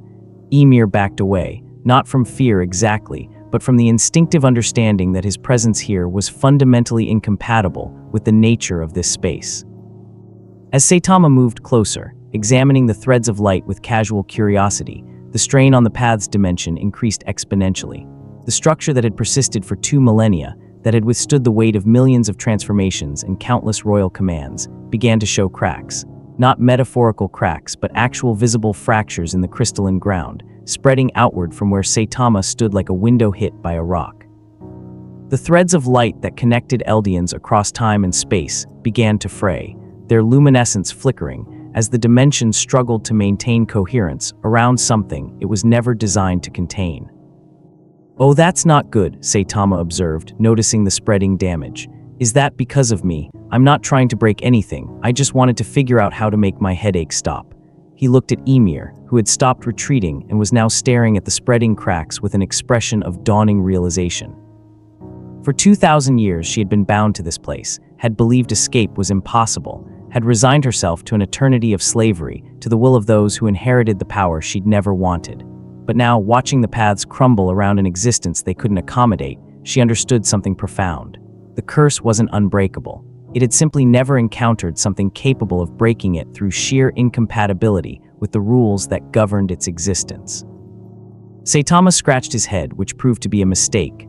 The casual gesture, backed by the physical force he always carried but rarely consciously directed, connected with one of the larger glowing threads near his head.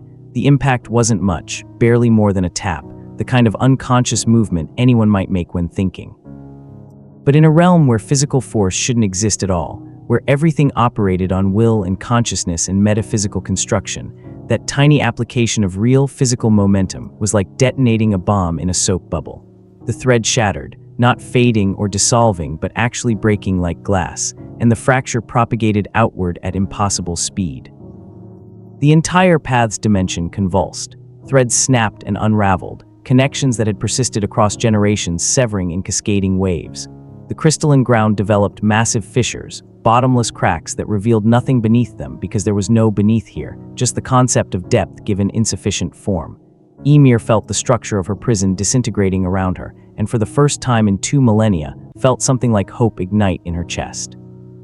The curse that had bound her, that had transformed her into the mother of monsters, and chained her to an eternal task of creating titans for those who demanded them, was breaking. Not through royal command, not through the clever manipulation of loopholes, but through the simple, stupid fact that Saitama's existence was too real, too physical, too impossible for this metaphysical space to sustain. "Oh," Saitama said, watching the dimension collapse around him with growing concern. "I think I broke something important. Is this place supposed to be falling apart?" The question was directed at Ymir, who couldn't answer but whose expression said everything. The girl who had suffered for 2,000 years, who had built titans from sand and bone at the command of those who claimed ownership of her power, who had never known freedom even in death, looked at the destruction spreading through her prison and smiled. It was a small smile, tentative and uncertain, the smile of someone who had forgotten how the gesture worked but was remembering now, and it transformed her ancient, suffering face into something achingly young and genuinely happy. The collapse accelerated. All across the world, every Eldian felt something fundamental shift in their connection to the collective consciousness. Those with the power of the 9 titans felt their abilities waver and fade, the connection to their inherited memories growing distant and then silent. Pure titans, the mindless monsters that had terrorized humanity for a century, paused in their movements as the force that animated them began to dissipate. In Ragako village, Connie's mother, transformed years ago into a twisted titan that couldn't move, felt consciousness return as the curse released its grip. In Marley, Eldians who had lived in fear of being turned into weapons of war felt chains they'd never known they were wearing suddenly fall away. And in the Paths dimension, Saitama stood at the epicenter of metaphysical collapse, looking embarrassed and apologetic. "I really didn't mean to do that," he said to Ymir, whose smile had only grown wider as the prison crumbled. "I just wanted to stop my headache. Is there a way to fix this, or—" But even as he asked, he could see it was too late. The damage had passed some critical threshold, and now the entire structure was coming apart like a sandcastle in a tsunami. The threads that connected Eldians were dissolving, the power of the Titans evaporating, and the curse that had defined the fate of nations for 2,000 years was ending not with a bang or a whimper, but with an embarrassed apology from someone who had accidentally punched a hole in the metaphysics of reality. Ymir walked forward, no longer retreating, no longer afraid. She stopped in front of Saitama, this impossible man who had broken chains that kings and warriors in 2 millennia of history couldn't scratch, and for a moment they simply looked at each other. Then, with deliberate care, she reached out and placed her small hand against his chest, right over his heart. The gesture was gentle, grateful, and absolutely final. The last threads of the paths snapped. The dimension shattered completely, fragments of crystalline ground and glowing light dissolving into nothing as the fundamental structure that had sustained it ceased to exist. Ymir felt herself fading, not dying because she had already been dead, but finally allowed to move on from the place where she'd been trapped for so impossibly long. Saitama blinked and found himself back in the physical world, standing in the same street where his headache had started. The doubled vision was gone. The pulling sensation in his skull had vanished. Everything felt normal again, or as normal as things got in this strange world of walls and monsters. He touched his head experimentally, relieved to find the headache had indeed stopped. "Well, that's good at least," he muttered. Behind him, someone gasped. He turned to see an Eldian woman staring at her hands with an expression of shock and wonder, as if seeing them for the first time. Further down the street, more people were emerging from buildings, all with the same look of stunned disbelief. News spread through Paradis Island with the speed of lightning. The power of the Titans was gone. Every shifter felt it, the absence of the connection that had defined their existence. Armen could no longer feel the presence of the colossal Titan lurking in his consciousness. Annie, recently freed from her crystal, found the female Titan silent and unreachable. Even Eren, standing in the wreckage of his failed plans, felt the founding and attacked Titans slip away like water through his fingers, taking with them the future memories that had guided his every action. The pure Titans, those mindless monsters that had devoured so many, collapsed where they stood, their bodies beginning the transformation back to human form after years or decades of nightmare existence. And in Marley, in the internment zones where Eldians had lived as second-class citizens under constant threat of being transformed into weapons, people wept with relief they couldn't fully comprehend. The curse was broken. The threat that had hung over their heads for generations, the knowledge that they could be turned into monsters at the whim of Marleyan commanders, had simply stopped. It wasn't revolution or diplomacy or military victory that had freed them. It was something far stranger and more abrupt, a change so fundamental and unexpected that it would take weeks for anyone to fully process what had happened. Saitama, meanwhile, was already moving on with his day, the momentous nature of what he'd accidentally accomplished not particularly registering as significant. He'd broken something while trying to fix his headache, and apparently that something had been the source of all Titan powers, and now they were gone. That seemed like it was probably good news for most people, given what he'd seen Titans do to humans, but it wasn't really his problem anymore. His headache was gone, the weird dimension had stopped pulling at his consciousness, and he could finally focus on finding something decent to eat. As far as he was concerned, that counted as a successful resolution to an annoying situation. Back in the command center, Hange received the reports with shaking hands, their minds struggling to process the implications. The Titan curse, the fundamental reality that had shaped their entire civilization, that had motivated every decision, every sacrifice, every desperate plan for survival, was simply gone. Eliminated not through any strategy or ancient ritual or careful manipulation of royal bloodlines, but because Saitama had accidentally broken the metaphysical dimension where it originated while trying to cure a headache.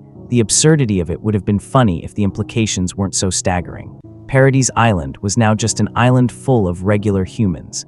no wall titans to threaten the world with, no shifters to defend them.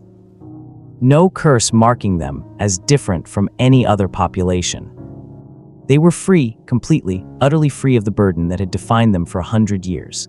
And somehow, impossibly, that freedom was more terrifying than the curse had ever been, because now they would have to figure out how to survive in a world that hated them without the threat of apocalypse to keep their enemies at bay. But that was a problem for tomorrow.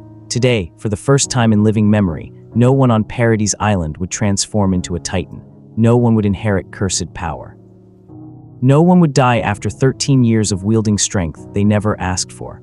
The nightmare that had started 2,000 years ago with a girl and a tree and a parasite had finally, definitively ended, and the world would have to figure out what came next without titans to shape the narrative.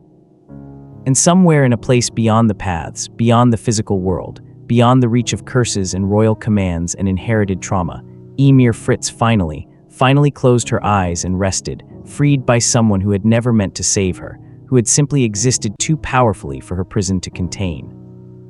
The liberation of the Eldian people had come not from a hero or a villain, not from justice or revenge, but from a bald man in a yellow suit who just wanted his headache to stop, and had accidentally punched through the foundations of reality to make it happen.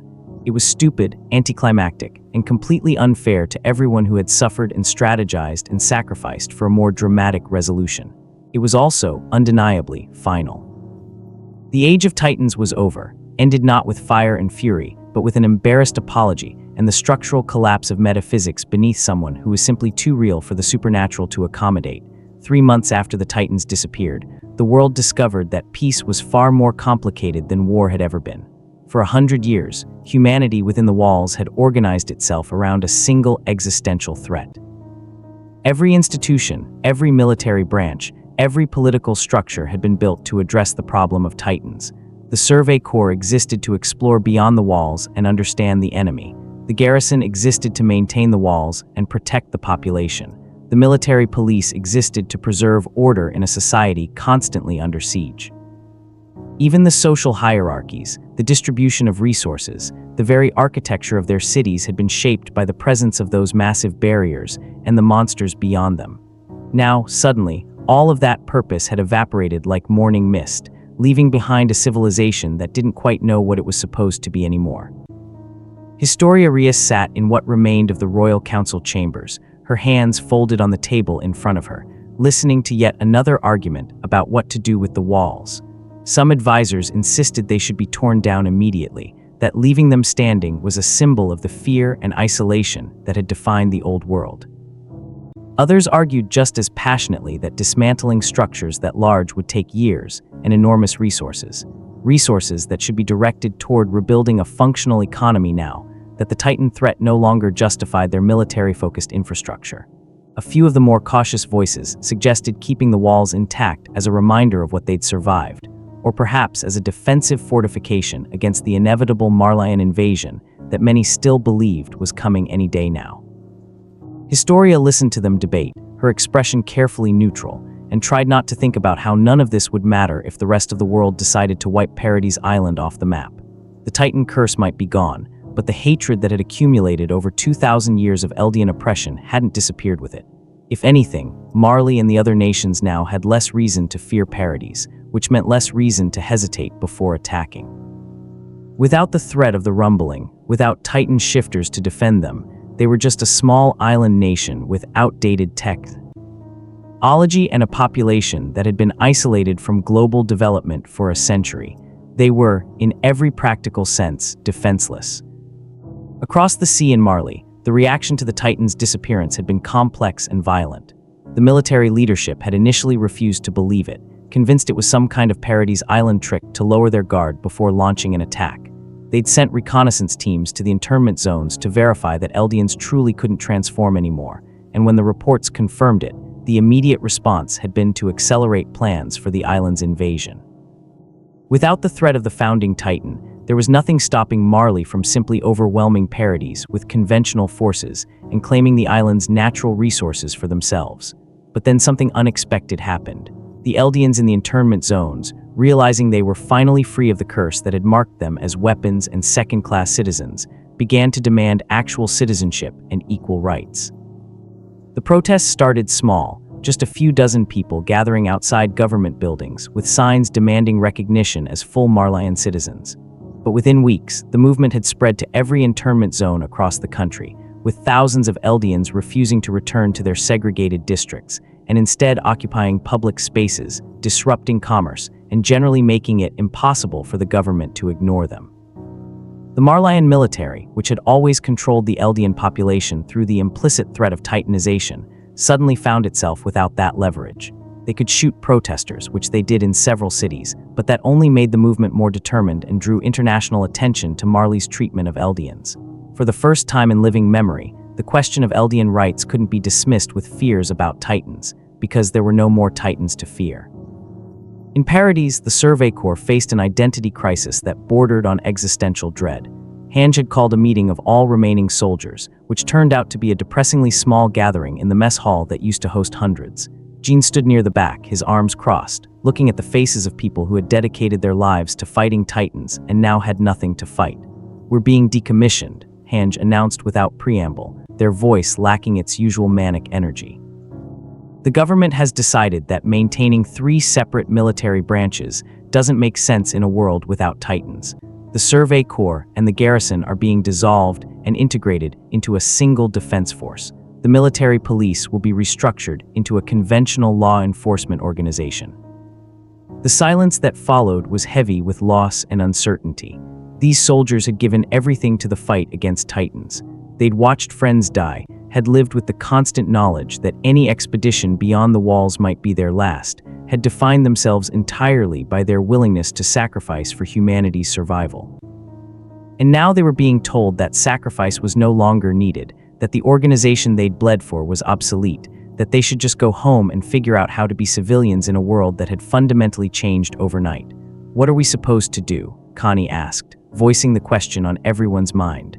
"Most of us have been soldiers since we were kids. I don't know how to be anything else."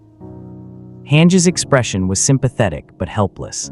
The government is offering stipends for soldiers who want to pursue education or training in civilian professions.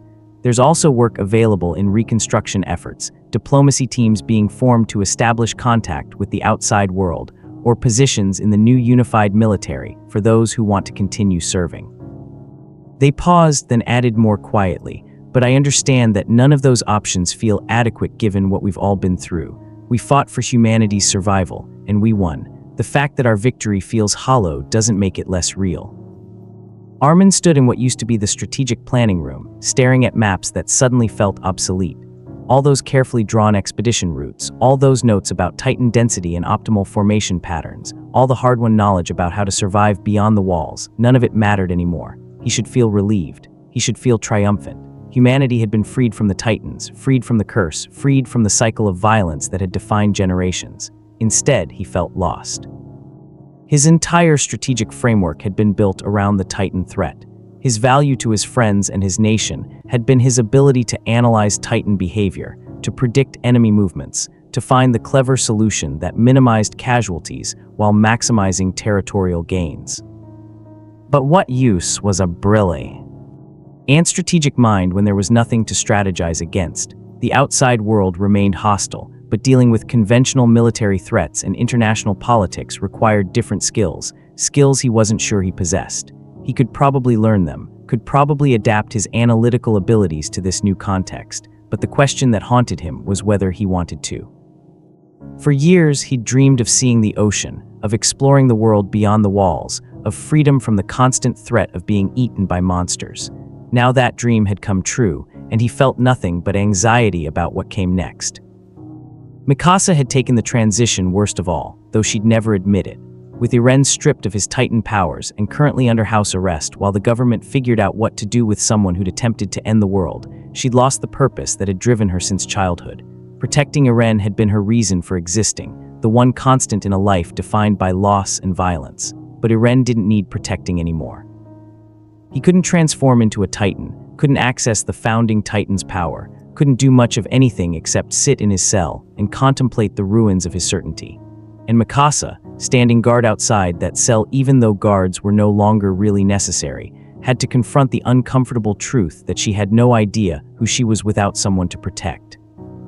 The civilian population adapted faster than the military, though not without significant growing pains. Farmers who had worked their entire lives to feed a population living under siege suddenly had to figure out crop rotation and sustainable agriculture practices that didn't assume everyone might die next year. Merchants who had operated in a closed economy, where prices were controlled by scarcity and military rationing, now faced the prospect of international trade and competition with foreign markets. Children who had grown up learning Titan anatomy and emergency evacuation procedures in school now studied history and mathematics and languages, preparing for a future that might involve travel to distant countries rather than cowering behind walls. But the psychological adjustment was perhaps the most challenging. An entire civilization had been defined by existential threat for so long that many people simply didn't know how to function without it. Crime rates spiked as former soldiers struggled with civilian life and turned to theft or violence out of sheer aimlessness. Depression became epidemic among the population, particularly among older citizens who had lived their entire lives expecting to die in a Titan attack and now had to confront the possibility of old age without purpose. Some people even expressed nostalgia for the simplicity of the Titan era, when at least everyone knew what they were fighting for and what the rules were. The religious communities faced their own crisis of faith. Worship of the walls, which had been a major spiritual practice for many citizens, suddenly felt hollow when the walls were just enormous stone barriers rather than divine protection. Preachers struggled to reframe their theology, to explain how God or fate or whatever force governed the universe had allowed them to suffer for a century before randomly removing the threat through the actions of a strange bald man who didn't seem to understand the significance of his own intervention. Some congregations fractured over disagreements about whether Saitama was an agent of divine will or simply a cosmic accident. Others abandoned religion entirely, unable to reconcile their beliefs with the arbitrary nature of their salvation.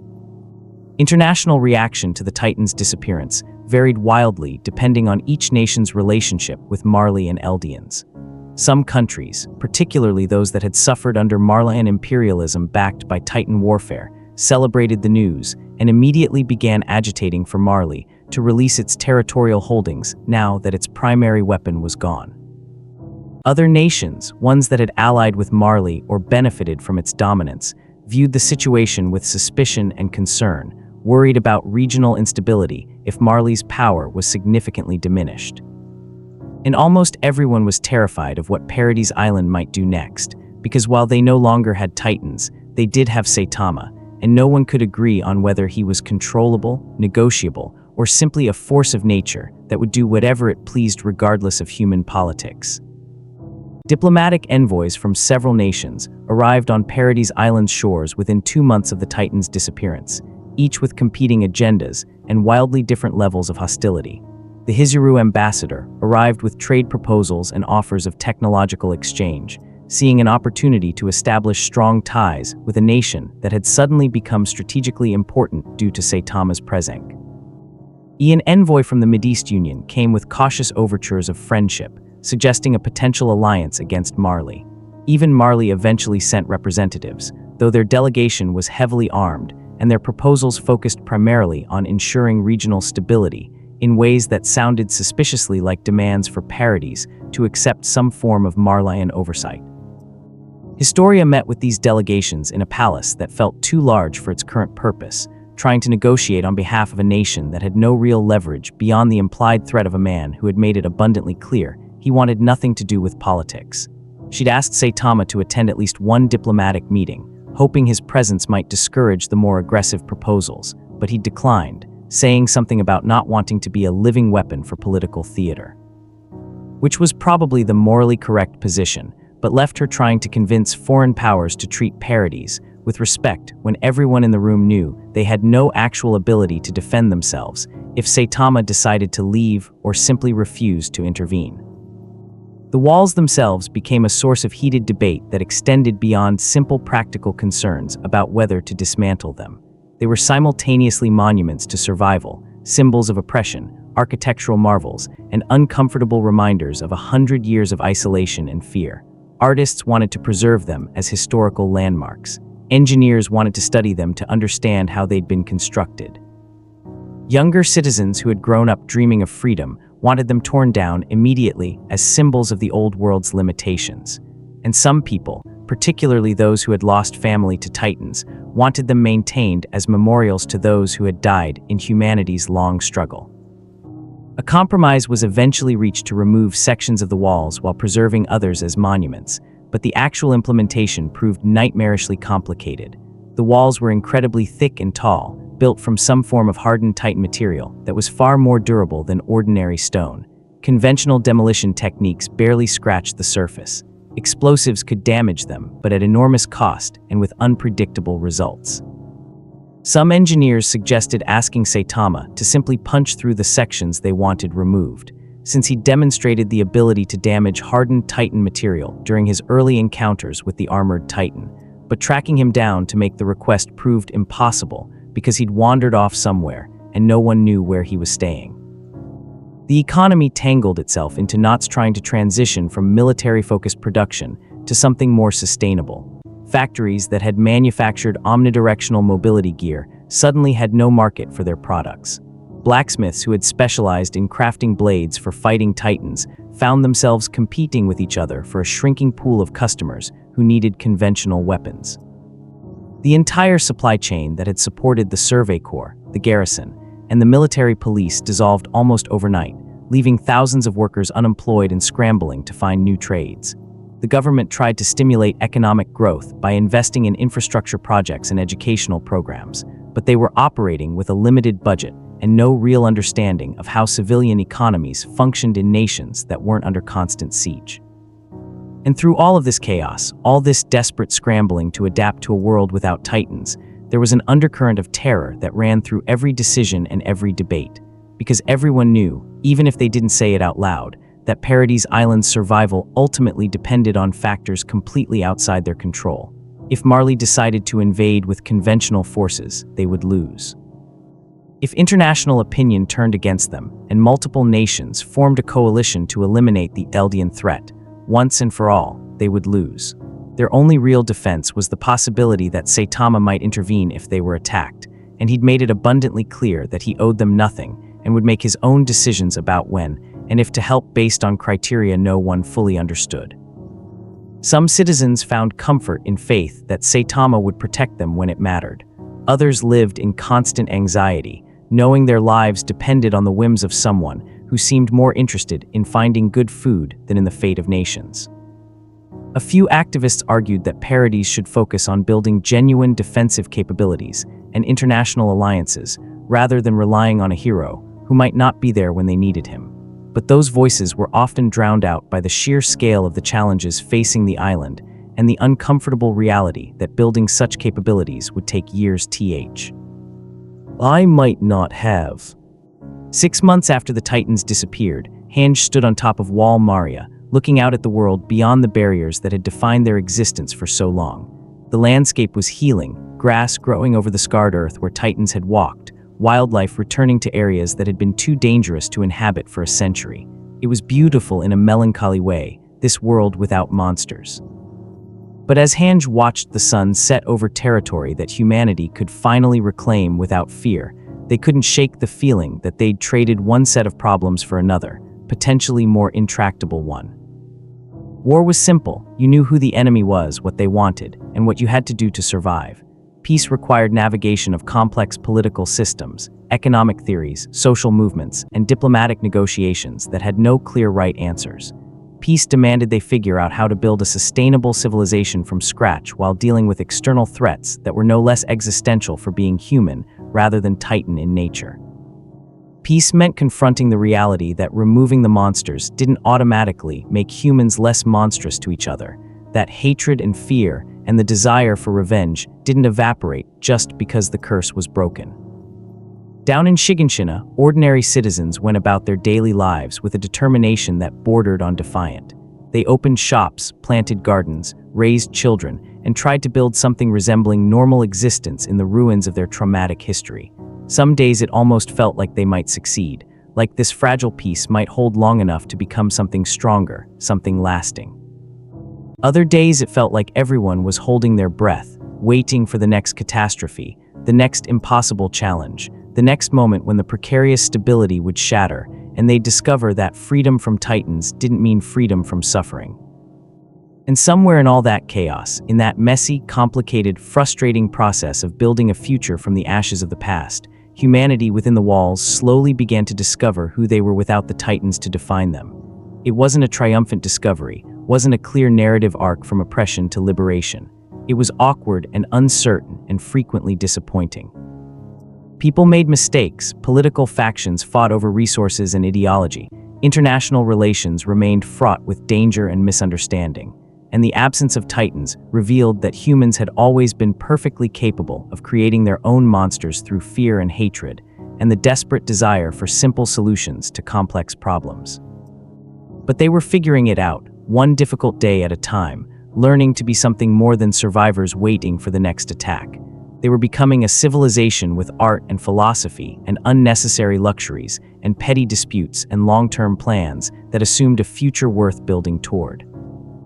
They were discovering that peace was harder than war in almost every way that mattered, but also that it was worth fighting for anyway, even when the fighting didn't involve Titans or dramatic sacrifices, even when it was just the grinding daily work of trying to be better than their worst impulses. The Age of Titans had ended not with answers, but with an enormous complicated question. Now what?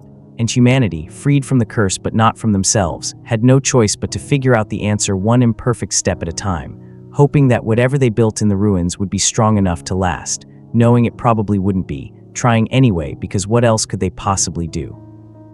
Peace had become humanity's greatest threat, not because peace itself was dangerous, but because they'd never learned how to live with it, and learning was proving to be the hardest battle they'd ever fought. It happened on a Tuesday morning, unremarkable in every way except for what it would later come to represent. Saitama had been staying in a small apartment on the outskirts of Trost district, a modest place that the government had provided after he declined their offers of a mansion, a palace suite, or basically anything that would require him to interact with officials on a regular basis.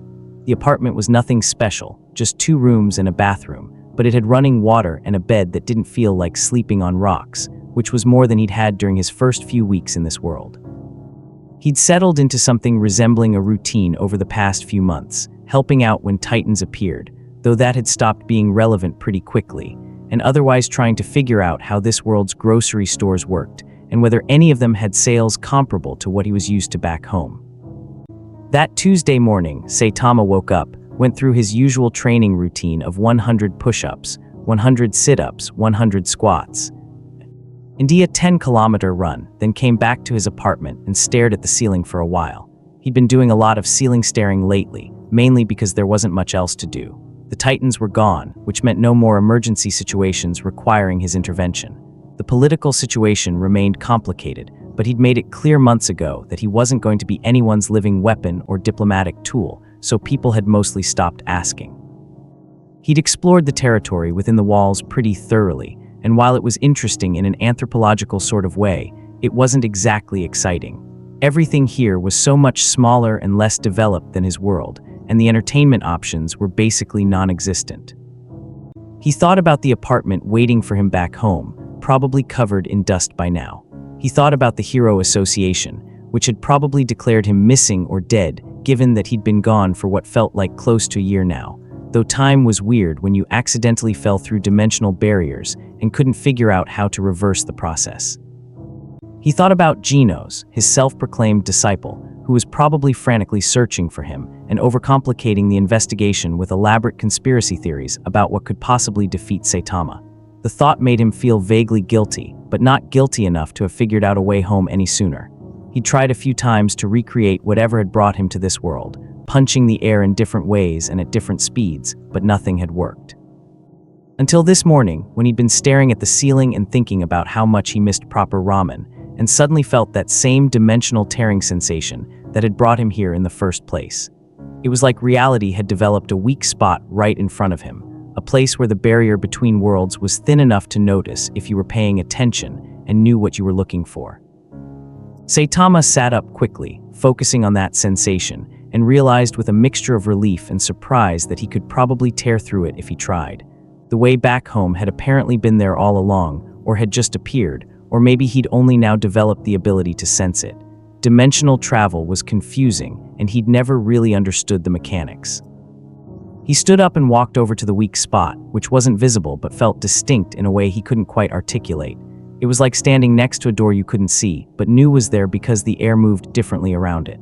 He reached out experimentally, applying just a tiny bit of force to the space in front of him, and watched as reality rippled like disturbed water. Yeah, he could definitely punch through this. It would probably be loud and might damage his apartment, but he'd dealt with dimensional barriers before, and this one felt less stable than most. He could be home within minutes if he wanted to be. Saitama paused, his fist raised, and considered whether he should tell anyone he was leaving. It seemed like the polite thing to do, to at least let someone know he wouldn't be around anymore in case they were counting on him for something. But then he thought about what that conversation would look like.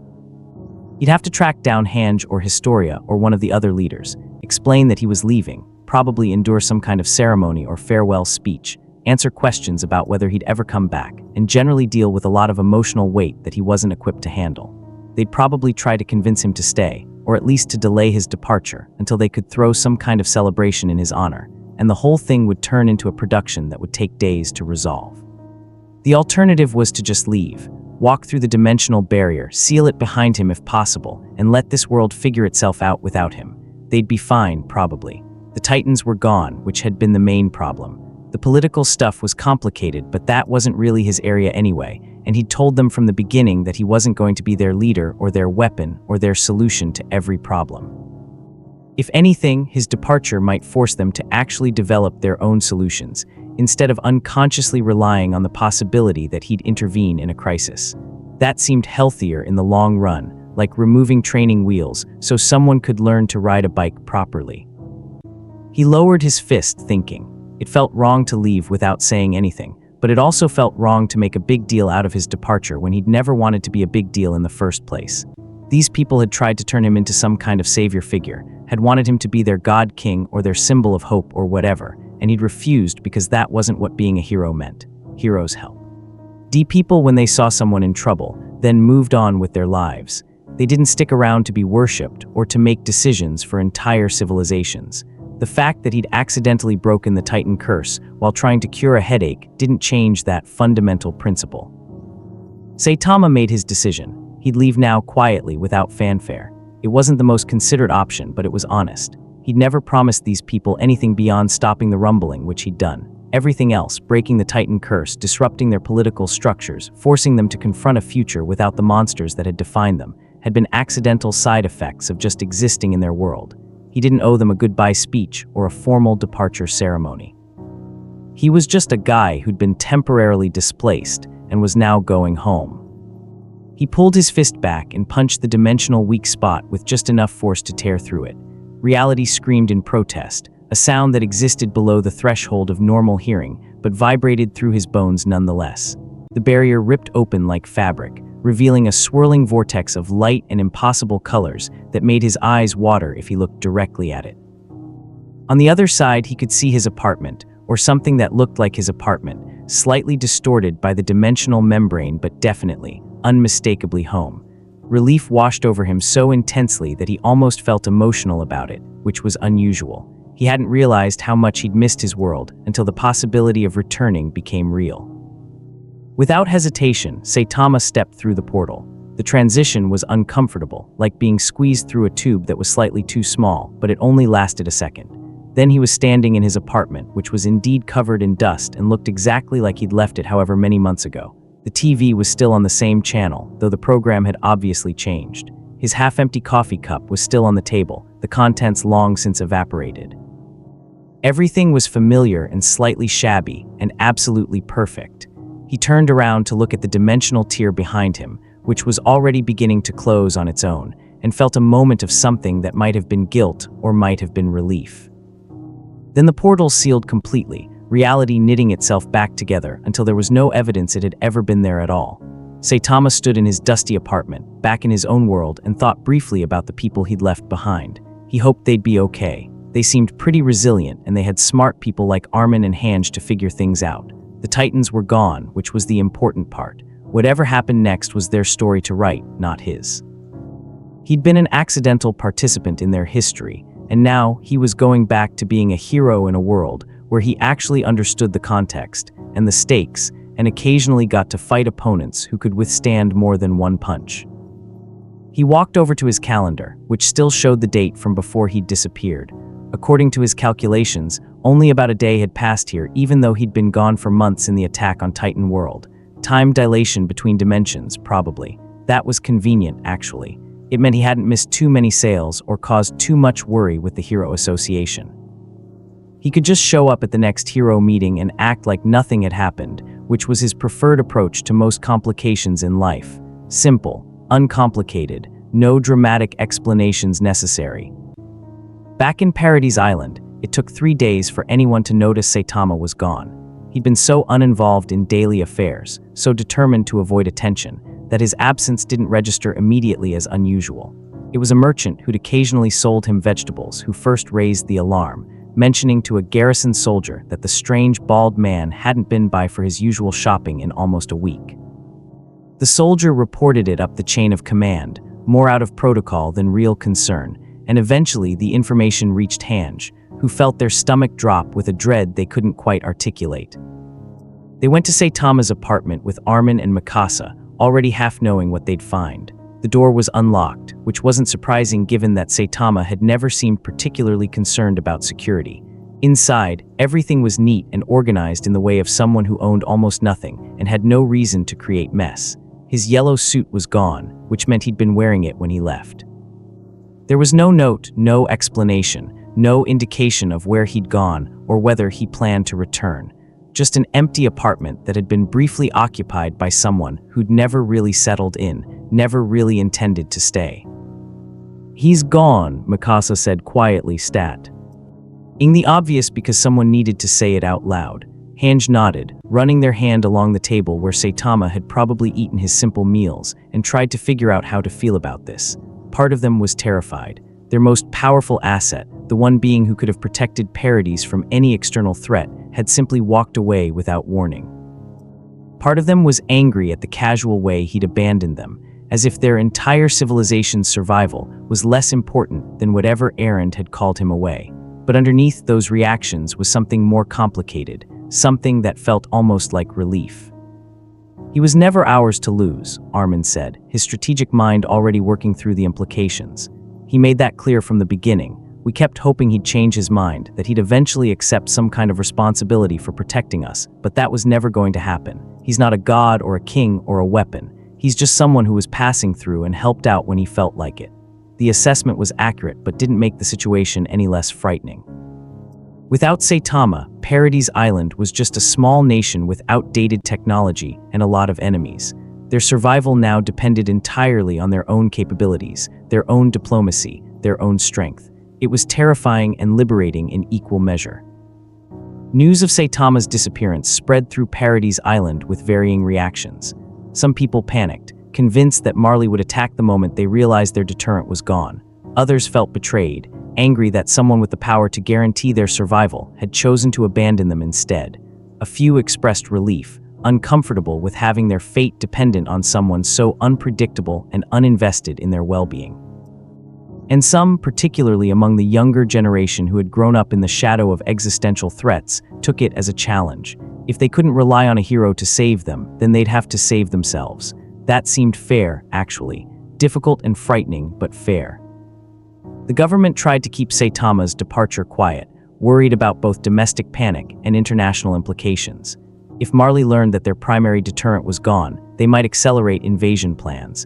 But secrets that significant couldn't be contained for long, and within 2 weeks, foreign intelligence agencies had confirmed through their own sources that Saitama was no longer on Paradis Island. The response was immediate and predictable. Marley's military mobilized, preparing for a campaign they'd been planning since the Titans disappeared.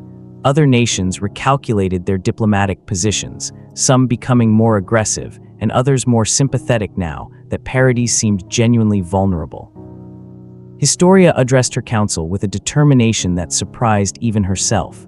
"We knew this was a possibility. Saitama made it clear he wouldn't stay forever, that we couldn't build our future around his protection. Now we have to prove we can survive without him." She outlined plans for accelerated diplomatic outreach, technological development, military training, and economic reforms. None of it would be enough to make them a match for Marley's industrial war machine, not in the short term, but it was something. It was agency. It was the ability to shape their own destiny rather than waiting for someone else to save them or destroy them. Armen threw himself into diplomatic work with the intensity of someone who understood that words were now their most powerful weapon. He reached out to nations that had shown even mild interest in peaceful relations, offering trade agreements, technological exchanges, and mutual defense pacts.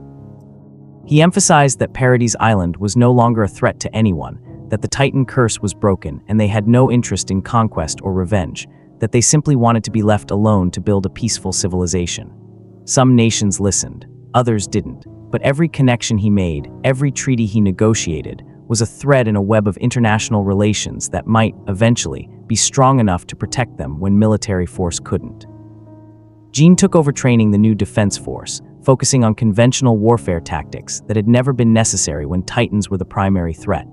It was grueling work, trying to teach people who trained their entire lives to fight giants how to fight other humans with guns and artillery and battlefield tactics. But he approached it with a grim determination, understanding that every soldier who learned these skills increased their chances of survival by some small fraction. They'd never match Marley's military power, but maybe they could make an invasion costly enough that other strategic options became more appealing. The months passed. Marley's expected invasion didn't materialize, held back by internal political issues and internati. Onal pressure from nations that had taken an interest in Paradis' survival for their own strategic reasons. Life on the island settled into a new normal, one defined by uncertainty and constant effort rather than the existential dread of waiting for Titans or the false security of having an invincible protector. It wasn't comfortable, wasn't easy, but it was theirs. Their struggle, their choices, their future to build or destroy based on their own capabilities. And as years passed, Saitama's presence in their world began to feel less like history and more like mythology. The man who had stopped the rumbling with his body, who had accidentally broken a 2,000-year curse while curing a headache, who had been offered kingship over all humanity and declined because he wanted to go grocery shopping. The stories grew in the telling, becoming larger and more fantastic with each retelling. Some people claimed he'd been sent by God to test humanity's worthiness. Others insisted he'd been an angel or a demon or some kind of ancient titan that predated Ymir herself. A few scholars tried to maintain accurate records of what had actually happened, but even they struggled to separate fact from legend when the facts themselves were so bizarre. Children grew up hearing stories about the bored god who saved humanity and then left because he found them uninteresting. The tale became a cultural touchstone, interpreted different ways by different groups. Some saw it as a lesson in self-reliance, proof that depending on heroes would ultimately leave you disappointed. Others viewed it as a tragedy, wondering what might have been if Saitama had chosen to stay and guide them toward a better future. Religious scholars debated whether his appearance had been divine intervention or cosmic accident, and whether the distinction even mattered when the results were the same. Artists created paintings and sculptures depicting Saitama in various poses, usually making him taller and more impressive than he'd actually been, giving him a heroic bearing that the real man had notably lacked. Plays were written about his time in their world, taking liberties with the facts to create more satisfying narrative arcs. In these dramatized versions, Saitama made inspiring speeches, formed deep friendships with the main characters, and reluctantly departed after ensuring they were ready to stand on their own. The real Saitama, who had mostly just wanted to be left alone and occasionally complained about food quality, would have been unrecognizable in these portrayals. Hange, before they eventually passed away from old age, wrote an account of Saitama's time in their world that tried to capture the mundane reality of his presence. The man who yawned during strategy meetings, who couldn't remember anyone's names, who showed more enthusiasm about finding decent vegetables than about saving civilization. The account was published and became required reading for military historians, but most people preferred the mythologized versions. The truth was too anticlimactic, too unsatisfying for a story that had shaped the course of their entire civilization. Decades later, when Paradis Island had successfully integrated into the international community through a combination of diplomatic maneuvering, strategic alliances, and sheer stubborn persistence, historians debated whether Saitama's intervention had ultimately been beneficial. Some argued that his presence had been necessary to break the cycle of Titan violence and give humanity a chance to forge a different path.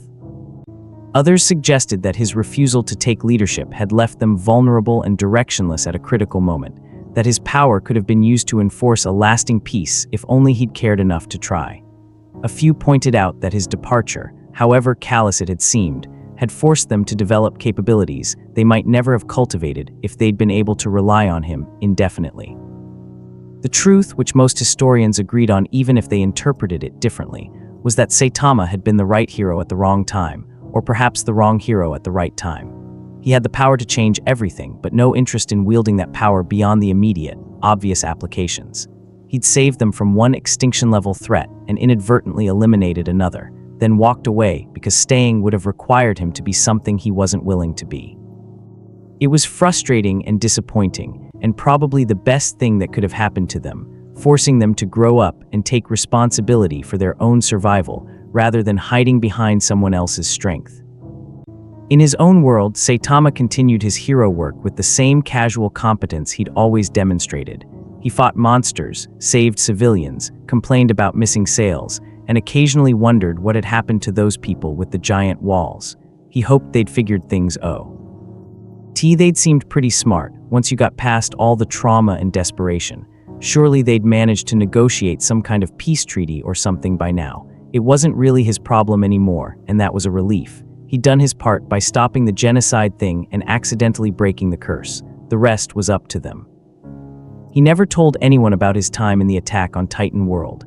Genos asked where he'd been during his brief absence, and Saitama just said he'd gotten lost, which was technically true if you counted getting lost between dimensions. The Hero Association never found out that their most powerful hero had spent months in another universe, stopping an apocalypse and reshaping the fate of an entire civilization. It just didn't seem relevant to his hero work in this world, and explaining it would have required a lot of conversation that he didn't feel like having. In both worlds, life continued.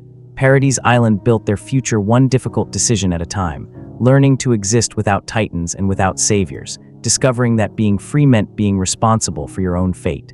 And Saitama went to the grocery store, occasionally fought monsters that required one punch to defeat, and maintained his training regimen with the same dedication he'd always shown. The strongest being ever to visit the attack on Titan Universe had walked away because he was never invested in being their solution, their leader, or their god.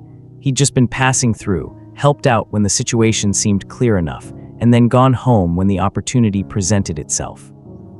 History would remember him as a myth, a legend, a divine intervention, or cosmic accident depending on who was telling the story. But the truth was simpler and somehow more profound. He'd been a hero who understood that saving people didn't mean controlling their future, that having power didn't make you responsible for solving every problem, and that sometimes the best thing you could do for people was help them with the immediate crisis and then get out of their way so they could learn to help themselves. It wasn't a satisfying narrative arc. It didn't provide closure or comfort or certainty about the future. But it was honest, and in its own strange way, it was the most heroic thing he could have done.